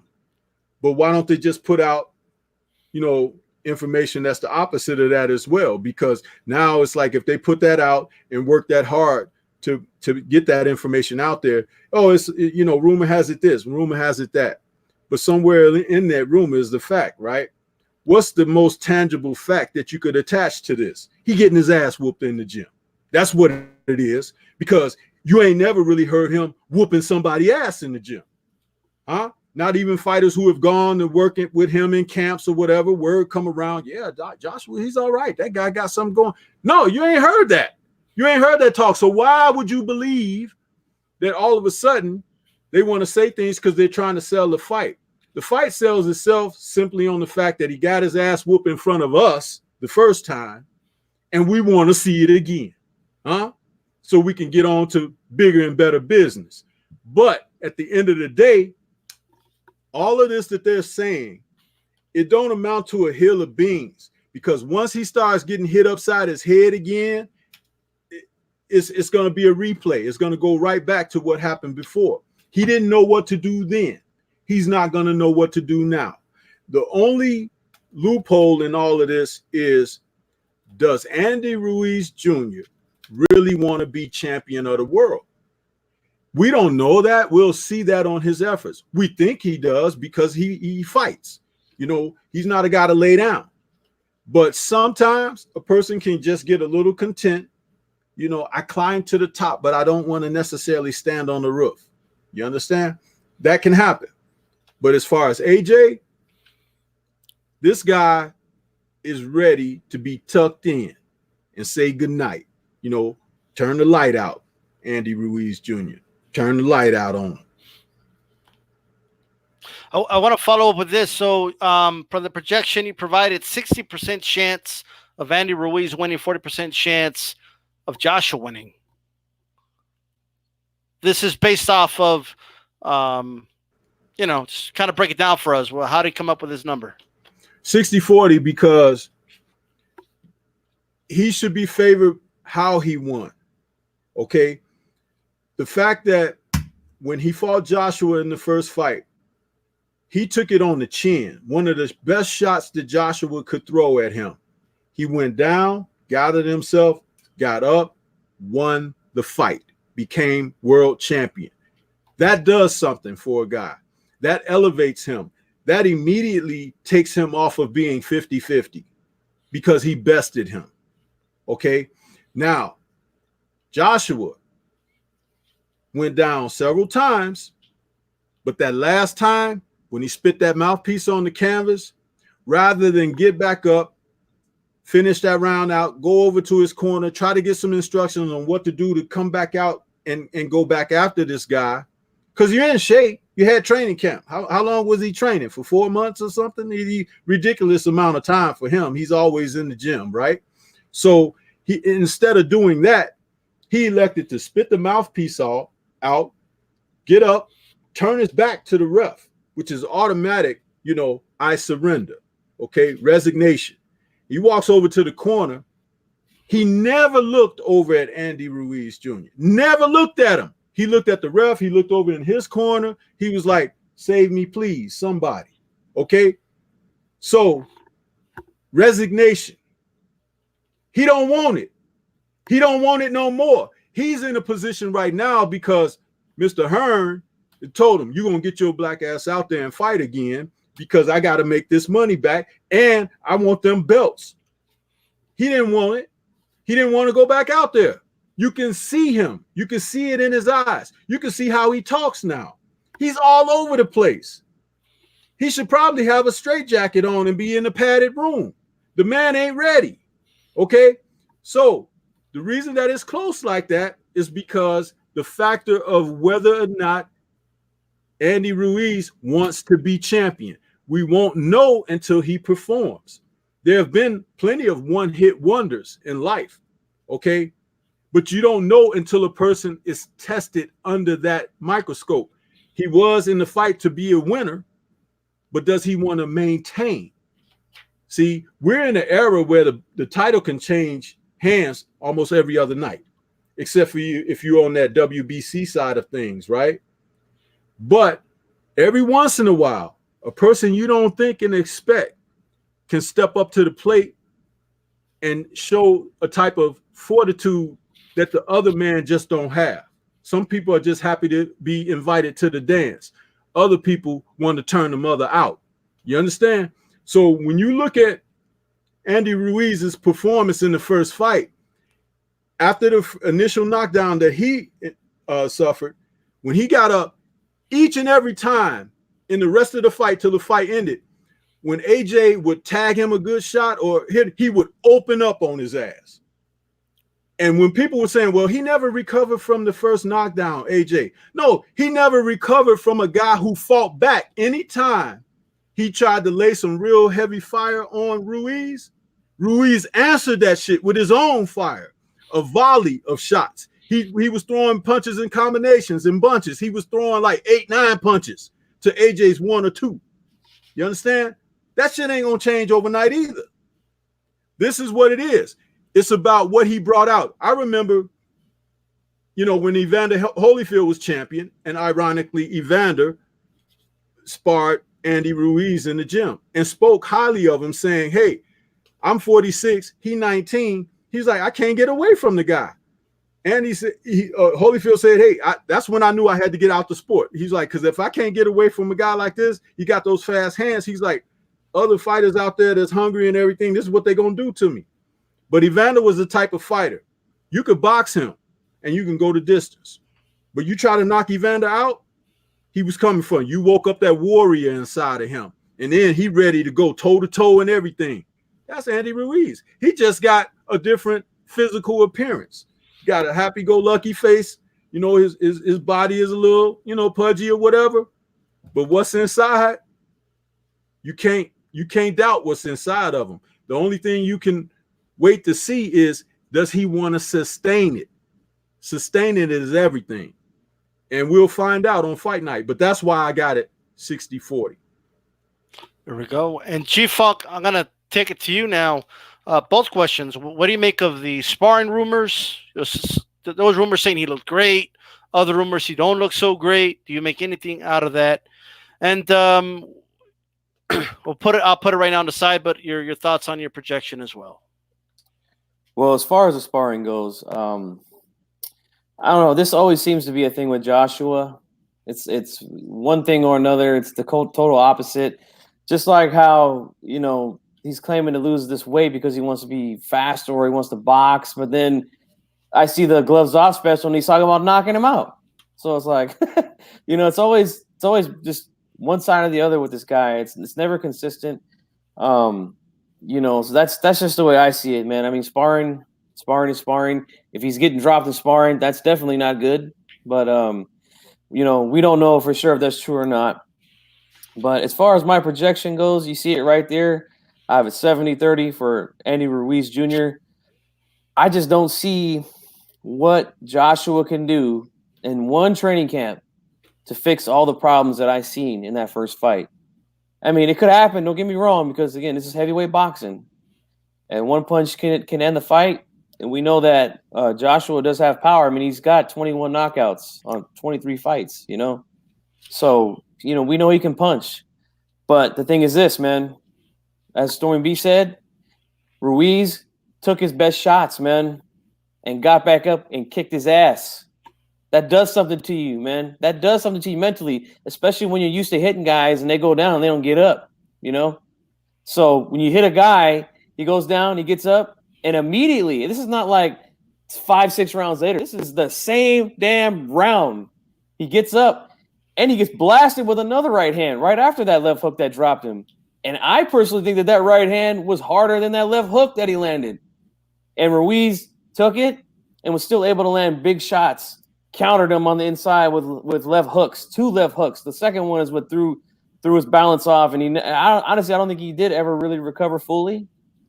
But to me, Joshua, I don't see him turning into Larry Holmes, you know, in one training camp, moving around the ring, jabbing from the outside like Ali or any of these guys, these classic boxers. That's just not him. He's the guy that he wants to go in there and he wants to knock guys out. That's what he does. And if you could stand up to his shots like Ruiz did, I think he's going to be in some trouble again, man. And I don't think that he's got good enough defense to protect his chin all night long. He's going to get touched again, man. He's going to get touched again. So I just don't see him fixing all these issues in one training camp. I think if they were smart, they would have, you know, if they want to change things, like he said even screaming at his corner that I need to change some things or I'm going to end up getting beat, right? You should have took at least 2 fights, if not maybe 3, and then got back in there with him, because then you might have had time to make these adjustments. I don't see it happening in one training camp. And but we all know, again, there's odds that are stacked against him. It's in Saudi Arabia. They're probably going to have bad judges, going to have a bad referee. And I think Ruiz understands that. He's going to go in there looking for the kill, man. Is it fair to say that, because you have it 70-30, right? If the fight was in the U.S., you would have had, what, like 80-20 or something? Or like maybe. But see, I'm thinking that I just don't think that Joshua can stand up to Ruiz's power, man. And Ruiz, he's quick enough to touch him. He's got good enough reflexes to make a miss and counter, which he did a ton in that first fight. And his feet are faster. He throws combinations. I mean, it's going to be a tough fight for Joshua, man. Can he do it? Yes, because he's got the power. We know he's very big and strong and powerful. You know, he's got the big muscles and everything. But again, the chin, man. The chin is the issue here, man. He's got to be able to protect it. And I don't think he can do the Vladimir Klitschko thing all night. I don't know, man. I don't see it happening for him. And I don't see it being a Buster Douglas situation. where, it's one and done for Ruiz because, we see him training hard. He's dropped a little bit of weight, not too much, not like we thought at the beginning, but he has dropped a little bit of weight. So, I do see him taking the fight seriously. And because, again, the odds, all the things that are stacked against him in Saudi Arabia, I think he knows that, man. And I don't see Joshua fixing these problems, man. But anything can happen. But I'm still sticking with my prediction, 70-30 Ruiz knockout. He's got Ruiz by knockout. By the way, make sure you guys throw a jab at the like button. Make sure that like button turns blue. I know G-Funk talked about he has a punch, like that puncher's chance. So tune in tomorrow, a puncher's chance with Ashley Knuckles. Just throwing that out there. But go ahead, Stormy. No, I was just going to say, if you asked me that if they had to fight in the States, I would have had a higher percentage for Ruiz. I just feel that they can do more behind the scenes stuff over there, away from here, that they may get away with more type of nefarious dealings, cheating, things like that. But had it been here in front of a Western audience here where the first fight took place, I think it would be a higher percentage that I would have given Andy Ruiz based on that. To check out, I don't know who looks more ferocious right now, Reggie or the Tiger, like ready to go, like, you know what I mean? But he's ready to go, guys. Reggie, your projection. Did we freeze up? It's right there. So talk to us. What happened? We did not hear anything, or I didn't hear anything for the last 30 seconds. You there? Yeah. No, it kicked us off and brought us back on. What was you saying again? Okay, I was just saying there is your projection. Talk to us, because it looks like you're thinking there's a 55% chance this dude's taking the belts back to England to fight in stadiums. So those are your projections. I mean, you're still giving Ruiz about a 45% chance. What's the reason? And if this fight was, let's say, in the U.S., how different would it be? Yeah, with this one, based on what's going on, you seeing this weight, this matter of fact, you're seeing the depletion of all that muscular mass, the thing that held him back. Do you think that was through hard work, natural hard work? No. They're feeding this guy all type of synthetics. We live in a synthetic world of synthetic athletes. So this dude did the appropriate thing he needed to do with the use of some science. He shed off that appropriate muscle. Now to develop on speed and other things, these dudes have fashioned particular drugs for that. He's going to go in there as a synthetic athlete with all the things that he needs to give him the advantages. And his thing with his height, his reach, he can maintain that, staying that distance, jabbing his dude. He's going to have other advantages to play in on his side based on what he can do inside that ring and what Andy Ruiz possibly would not be allowed to do inside that ring. I just think there's going to be a lot of twisting going on inside of this event. It's not going to be a fair laid out event. And AJ can utilize certain tools to keep Andy Ruiz at a deficit to where he's at advantage. And I think he'll be able to stick his jab, stay at distance, because he's going to have the use and the assistance of other things to help him have this extra little fuel in this gas tank to get him through. There's like I say, there's some strange reasoning behind why this fight is being taken place over there. Being that here's the thing for the app that you have exclusive rights to broadcasting this dude on, and for what you were trying to do is to make him a star in America. But now they have abandoned all of that to take this guy up over here, and there's reasoning behind that. So this dude is coming in with some particular advantages. Possibly he is doing what they're saying he's doing in sparring, but that's because there's other things fueling the system because he's not being tested. And that's just the fact of the matter. He does have Ruiz is not a knockout artist. So I don't think it's going to come down to him knocking AJ out again to stopping AJ. AJ has power and pop, but I think AJ will play it safe. He may not commit for a knockout. He'll just box his guy till they go to a decision. And that's just the reason why I favor him. Now, if it was brought in America and the pressures that will be on AJ, if he fought back here in the United States, I will flip that to possibly a 60-40, 70-30 for Ruiz. But all those things have been off the table, and that's because Ruiz has allowed that. And I'm disgusted with Andy Ruiz for allowing the situation to play out the way it did.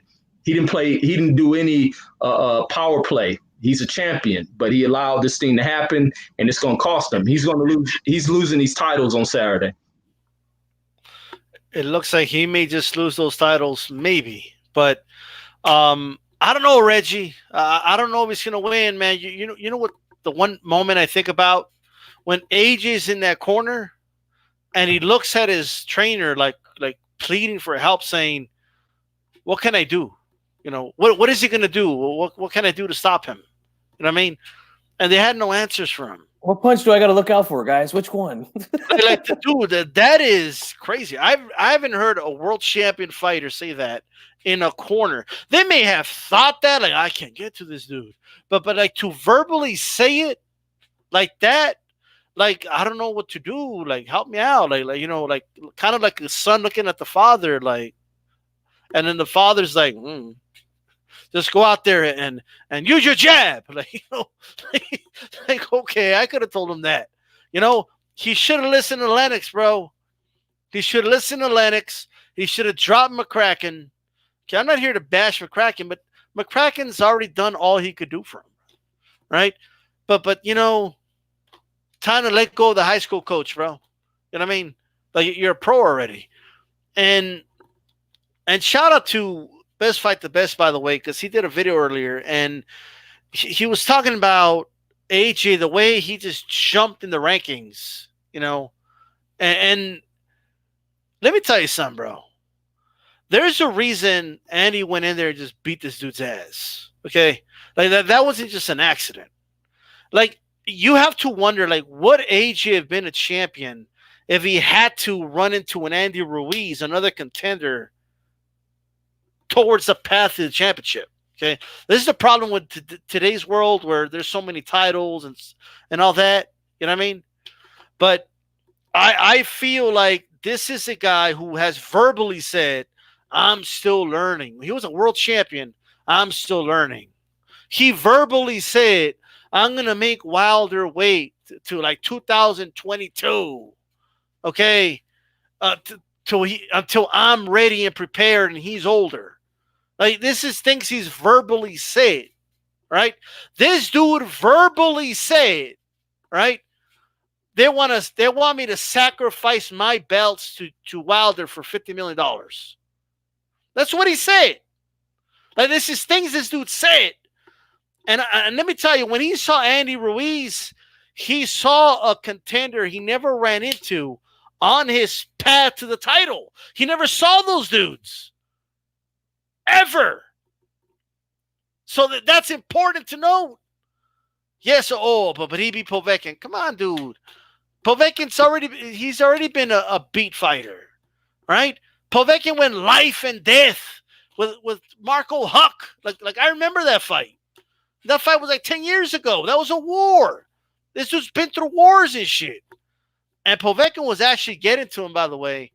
Who knows what would have happened. If Povetkin would have landed a nice shot and hurt Joshua, he might have taken him out.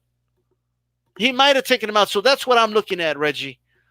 That guy, like, you think that guy that just was pleading for help in his corner is going to win this fight? Yeah, absolutely. I think, but the thing that when I'm looking at that rematch, AJ made a shitload of mistakes in that fight. He kept falling too far on the inside. It wasn't only necessarily what Andy Ruiz was doing. Andy Ruiz is not a guy that charges in fast to get on the inside. He inches forward. Now, AJ staying at the distance he should have maintained, trying to throw these heavy punches, falling and slipping on the inside, was being countered at a split at a millisecond. He's being countered and not reacting and responding because he never really recovered from that first punch. Now, going back to before he was knocked out, before he was caught with that first punch, AJ maintained that distance, even though he fought like a coward in those first 2 rounds, but he's sticking out that jab, moving around the ring, sticking out that jab, and it kept Andrew Ruiz at bay, who was a slow, patient forward mover as he tries to get on the inside. Now, AJ in that third round caught him with a beautiful combination that he stuck at kind of a mid-range, keeping Andrew Ruiz out of distance, catching him, dropping him.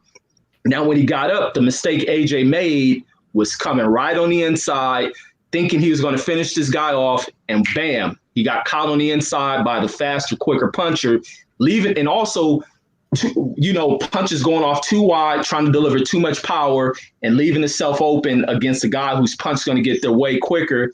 And that was it. Now he can change, dude. I think Ruiz this will be the same fight. No, not at all.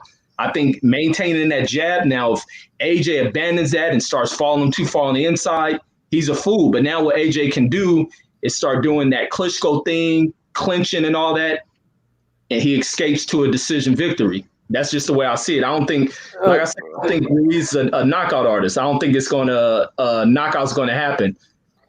I need to know when Joshua's ever fought like that, though. I mean, I agree that he has the physical tools, like his height and his reach, to do that, but he just doesn't fight that way. He almost reminds me a little bit of a heavyweight Pacquiao, where he just, he has to get mid-range. He's not going to outbox from the outside.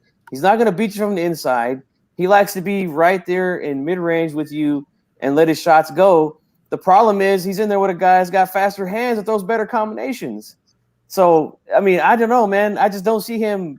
His jab is really not that good either, man. I mean, that's something that could be fixed in one training camp, but I don't think it will be good enough. I just don't see him doing that. I really don't, man. But you never know, man. It could happen. But for me, chances are that's not how he's going to fight, man. Like, I think about Emmanuel Stewart and like when it was a Brewster fight, Vladimir got beat up by Brewster, right? Emmanuel didn't say, okay, let's go right at Brewster in your next fight. No, he had to first of all brainwash Klitschko all over again for him to not think about getting tired. You know what I mean? And let me tell you guys something.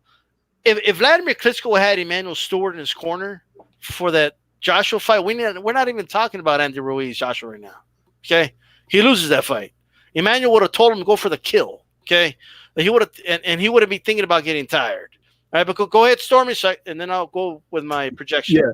Well, you made an excellent point earlier when you said that he hasn't even fought guys like Andy Ruiz Jr. before. And again, when you're fighting, most of your fights are setups because guys just fall down when you breathe on them, or the referee doesn't let them get to you or close or things like that where they can be effective against you. It's all, it's all set up. All you have to do is sit down and eat. But with Andy Ruiz, that's not the case because he's a fighter. He's got fast hands, yes. But Reggie said a moment ago that, he never recovered from the punch. He never recovered from the punches, okay? That he was putting punches on his ass. It wasn't a single punch. It was a series of punches that found him on the canvas that first time. But what about each and every other time? As I mentioned earlier, I said every time that AJ went to try to throw something hard with some fire on it, that's when Andy opened up on his ass because AJ loaded up with everything on a shot and he either slipped that shot, blocked it, parried it, or just got out of the way, evaded it, and opened up himself. So he could throw 6 or 7 shots to AJ's 1 or 2. And AJ didn't know what to do when a volley of shots come at him like that, because most of the guys he fought will fight at his pace and fight with him at that level. Andy Ruiz Jr. turned the level up on his ass, and he never matched that level. He can't match that level because he hasn't done anything in his career to substantiate getting to that level. You have to take steps. You can't take leaps. The only time you could take leaps is if you're some amazing athlete who could pull a shot out your ass, boom, hit people and they be dead or whatever. But that's not who he is. He's also an unconfident guy, okay, which means that when he's in there, he's thinking, And when you see him talking to his opponents, like he was talking to Andy Ruiz, he was talking to Klitschko when he got dropped or whatever, that's false bravado. And any fighter really knows that's just like saying, I ain't hurt, but you know you hurt as hell. He's stupid. He doesn't have a boxing IQ. And Andy Ruiz can beat this guy easily the second time than he did the first time. But the only thing is, this ref that's going to be over there, they're fighting overseas. We don't know what kind of stuff they're going to pull out their ass. But this should be a cakewalk. Yeah, man. It's going to be interesting how this fight turns out. Look, man, I have 50% likeliness at Andy Ruiz, or 54% actually, that retains the title.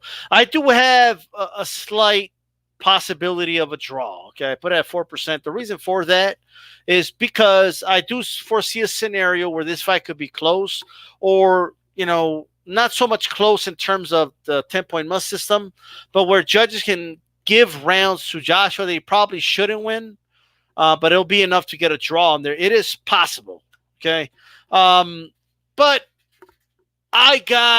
he's up 5-0. Well, maybe, probably is. But the starting line isn't in the same spot, that's for sure. Okay. Are you ready to run? He's already a couple feet ahead. But it's going to be interesting. I got Andy Ruiz more than likely, but slightly retaining. My concern is the judging. A judge had Joshua ahead despite all the knockdowns in the last fight. And that was in the U.S. That is astonishing. Okay, that is amazing.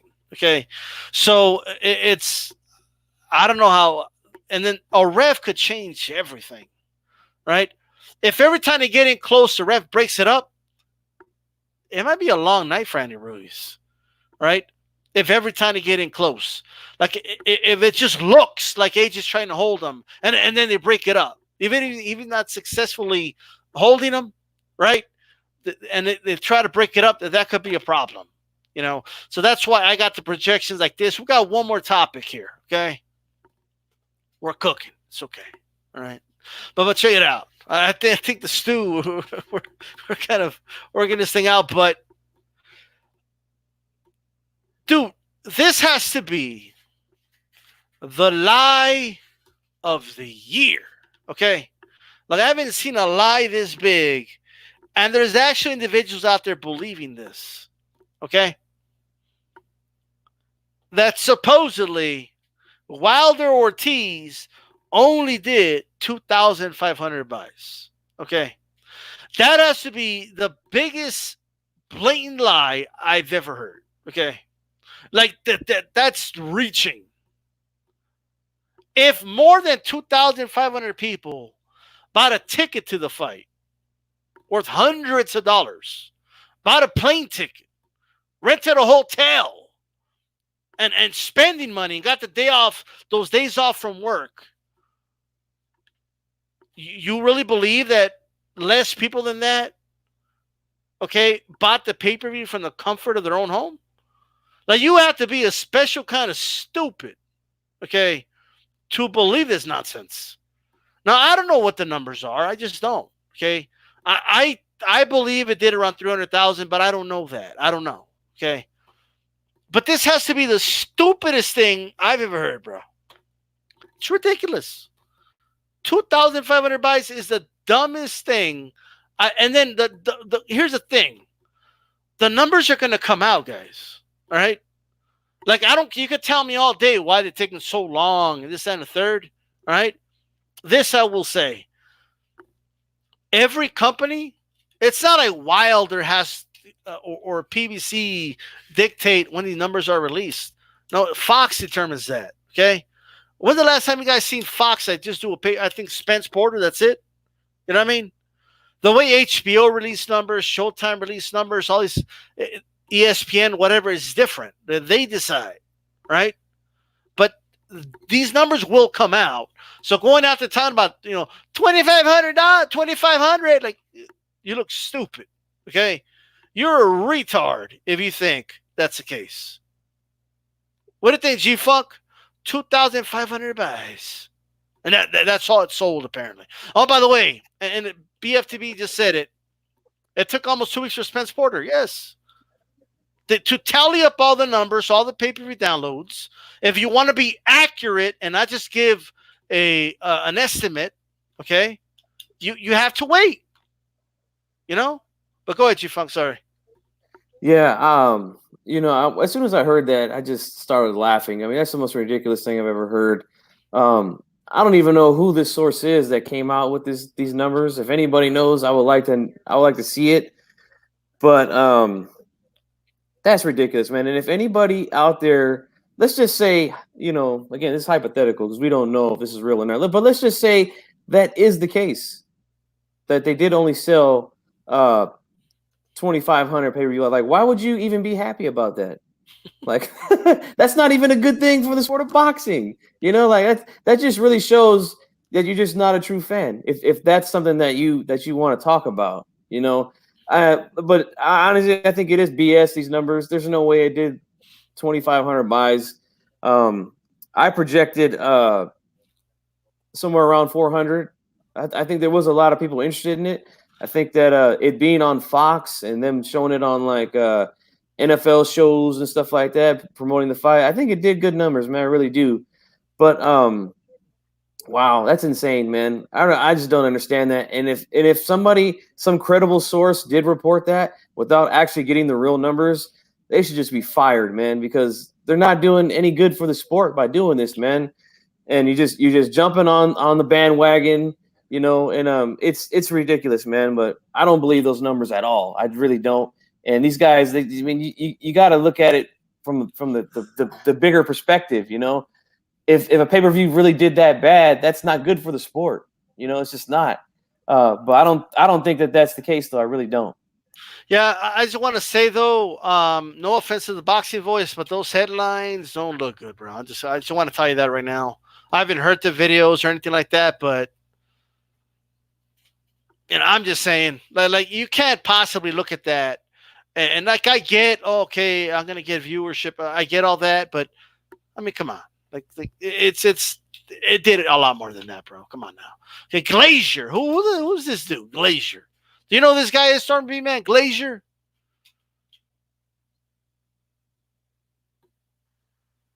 Yeah, he's an idiot.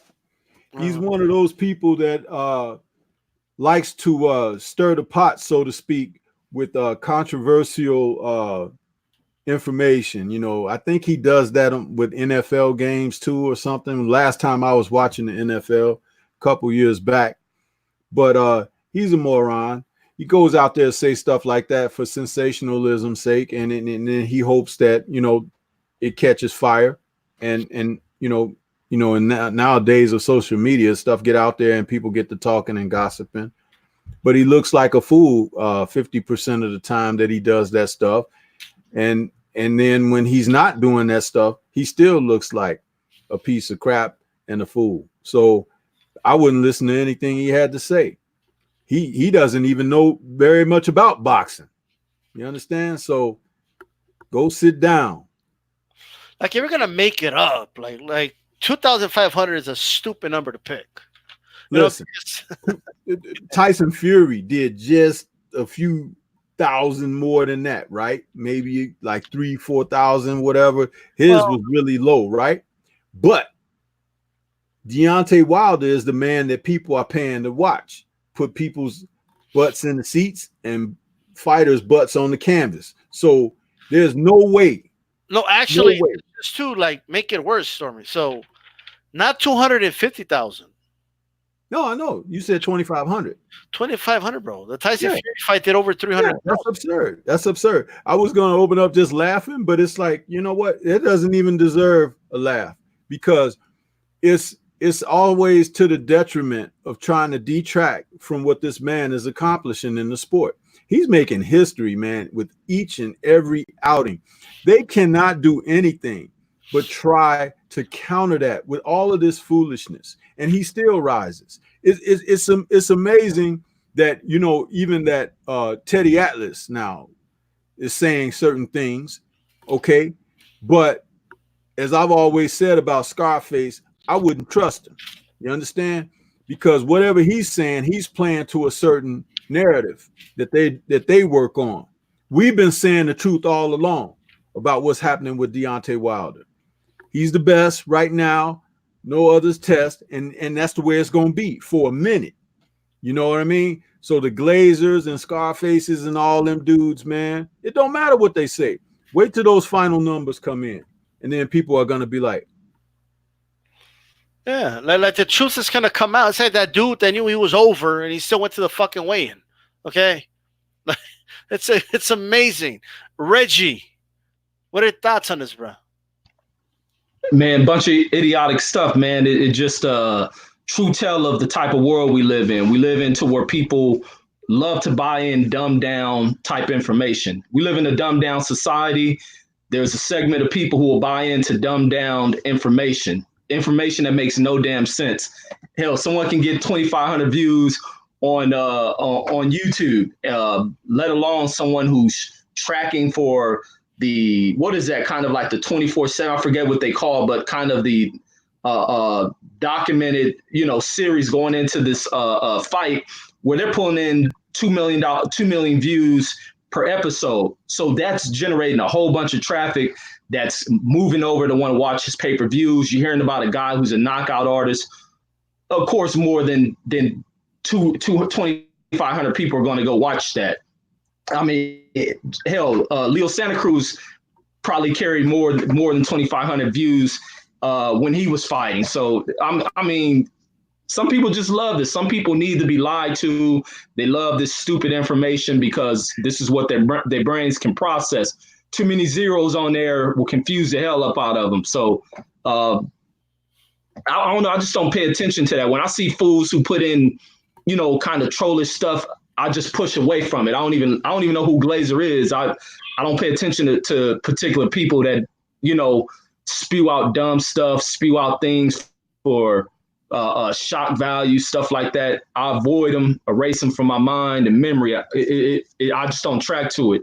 I refuse to be dumbed down with stuff. So I just don't know who this cat is. But this is also a thing where you've seen a lot of people begin to alter their views on Wilder. And this is what happens in due time over the periods where people are hating. When you get a person that you can't keep down, you can't break them, you can't do anything to shock them. These same people who attempted and tried that, they act like they've been fans all their damn lives. And we're coming to that point. We approach that point to where these same fools who threw a lot of salt, they're coming around the mountain and now they're becoming fans. I'm seeing it from like Forbes articles, a bunch of articles when I go to try to pull up boxing news and all that. And Wilder's the featured article in a lot of this stuff. Even when I don't even got to type in Wilder's name, I just type in boxing. And a lot of these other sources are featuring articles on Deontay Wilder. So that just shows the way this landscape is changing. And there's nothing to do. Now Bob Arum's talking about 2 million pay-per-views. So he knows that the pay-per-views from this Ortiz-Wilder fight must have did some impressive stuff if he's talking about 2.5 million pay-per-views for the Tyson Fury rematch. So 2,500, you got to be fooling yourself. Bob Arum sees it. Teddy Atlas sees it. Forbes sees it. Yahoo sees it. CNN sees it. Fox News sees it. Like, come on, man. You can't stop this dude. People hate it for far too long. And those days are over with. Here go my babies coming in here. But that's all I had on it. All right, man. We are going to go ahead and wrap this up. But before we go, we'll just go around. Well, first of all, make sure you guys throw a jab. Throw a jab at that like button. All right? Every Monday, Aftermath. Those that came in late could always go back on archive, listen to the rest. Okay. Tomorrow night, a puncher's chance with Ashley Knuckles. Right. So, and I'll be back with G Funk for Latino Wednesday and Reggie Owens for Boxing Conversations. Let's start with you, Reggie. Tell everybody where they can find you really quick. Yes, indeed. You guys can find me on Boxing Conversations with Reggie Owens. Just tune in, subscribe if you haven't. Subscribe to everybody over here. Hit that like button while we up in here as well. Show us some love. And we're just going to keep doing this content, man. Keep delivering this boxing news. Keep debunking buffoonish type information, and it's always good when people drop buffoonish information to debunk it, respond it, and make these idiots look like the idiots that they are. That's what we're here for, to bring the truth, bring the information to this game, and to attract true, knowledgeable fans, because for far too long, we've been living in the world of boxing where we ain't been getting information. We just been fed what others who have, particular reason behind why they want to manipulate things. So it's good that we on here delivering this information. So continue to follow all the brothers, and brothers keep dropping valid content. But that's all I got, folks. Go Stormy. Yes, sir. Everybody can. Great show, guys. Great show. I've been enjoying this as if I were a spectator and not a participant. But wonderful show, man. Thanks for having me. People can find me on the Stormy B Man channel right here on YouTube. And I want to say salute to the chat, everybody that was out there, and please jab that like button for this wonderful content that D-Styles got going over here. G-Funk, man, salute to you, brother. Reggie, salute to you. D-Style, salute to you, man. I love chopping it up with you guys, man, and you had some great topics this evening, man. So hats off to you, man. Great show. All right. Reggie Owens. Oh, you already went, right? G-Funk, go ahead. It's all good, man. But like always, I want to say thank you to D-Style for having me on the show. I really do appreciate it. I love talking boxing with you, boxing conversations with Reggie Owens and Stormy B, man. It's always a pleasure to be here with you guys. Salute to everyone in the chat who was holding it down in there. We had some good conversations rolling in there as well as in the show. And make sure you subscribe to me if you haven't already, G-Funky84 Boxing, right here on YouTube, as well as Stormy B, man. Boxing conversations with Reggie Owens. You should be D-Style. You should be subscribed to D-Style already, but if you ain't, do it and jab that like button. And as far as the fight goes this Saturday, man, I'm real excited for it. Been waiting for this one. And man, we gotta have. I mean, I hate to sound like a fanboy, but I'm gonna do it anyway. But we gotta have Ruiz win this fight, man, because if he wins the fight, we know he has no problem getting in the ring with Deontay Wilder, man. And we could have undisputed, man, for once in the heavyweight division. That would be huge for the sport of boxing. Whoever wins it, whether it be Ruiz or Wilder, whoever, that's big for the sport to have the undisputed heavyweight champion out there, man. And that'll do good things for the sport. So we got to get that done, man. But, we'll see. But, again, thanks for having me. Thanks for everybody in the chat. Yeah, let me tell you something, man. Joshua ain't getting in the ring with Wilder, bro. If he wins this fight, that dude is going to avoid Wilder like the plague. But I don't want to dive too much into that, okay? But I will say this. Next Monday show is going to be lit. Whatever happens, that shit's going to be lit, okay? So next Monday for sure. Make sure you guys tune in. Shout out to BFTB Boxing. By the way, this is DStyleBoxing. What do we say? Keep it boxing. Keep it boxing. Keep boxing. We're out.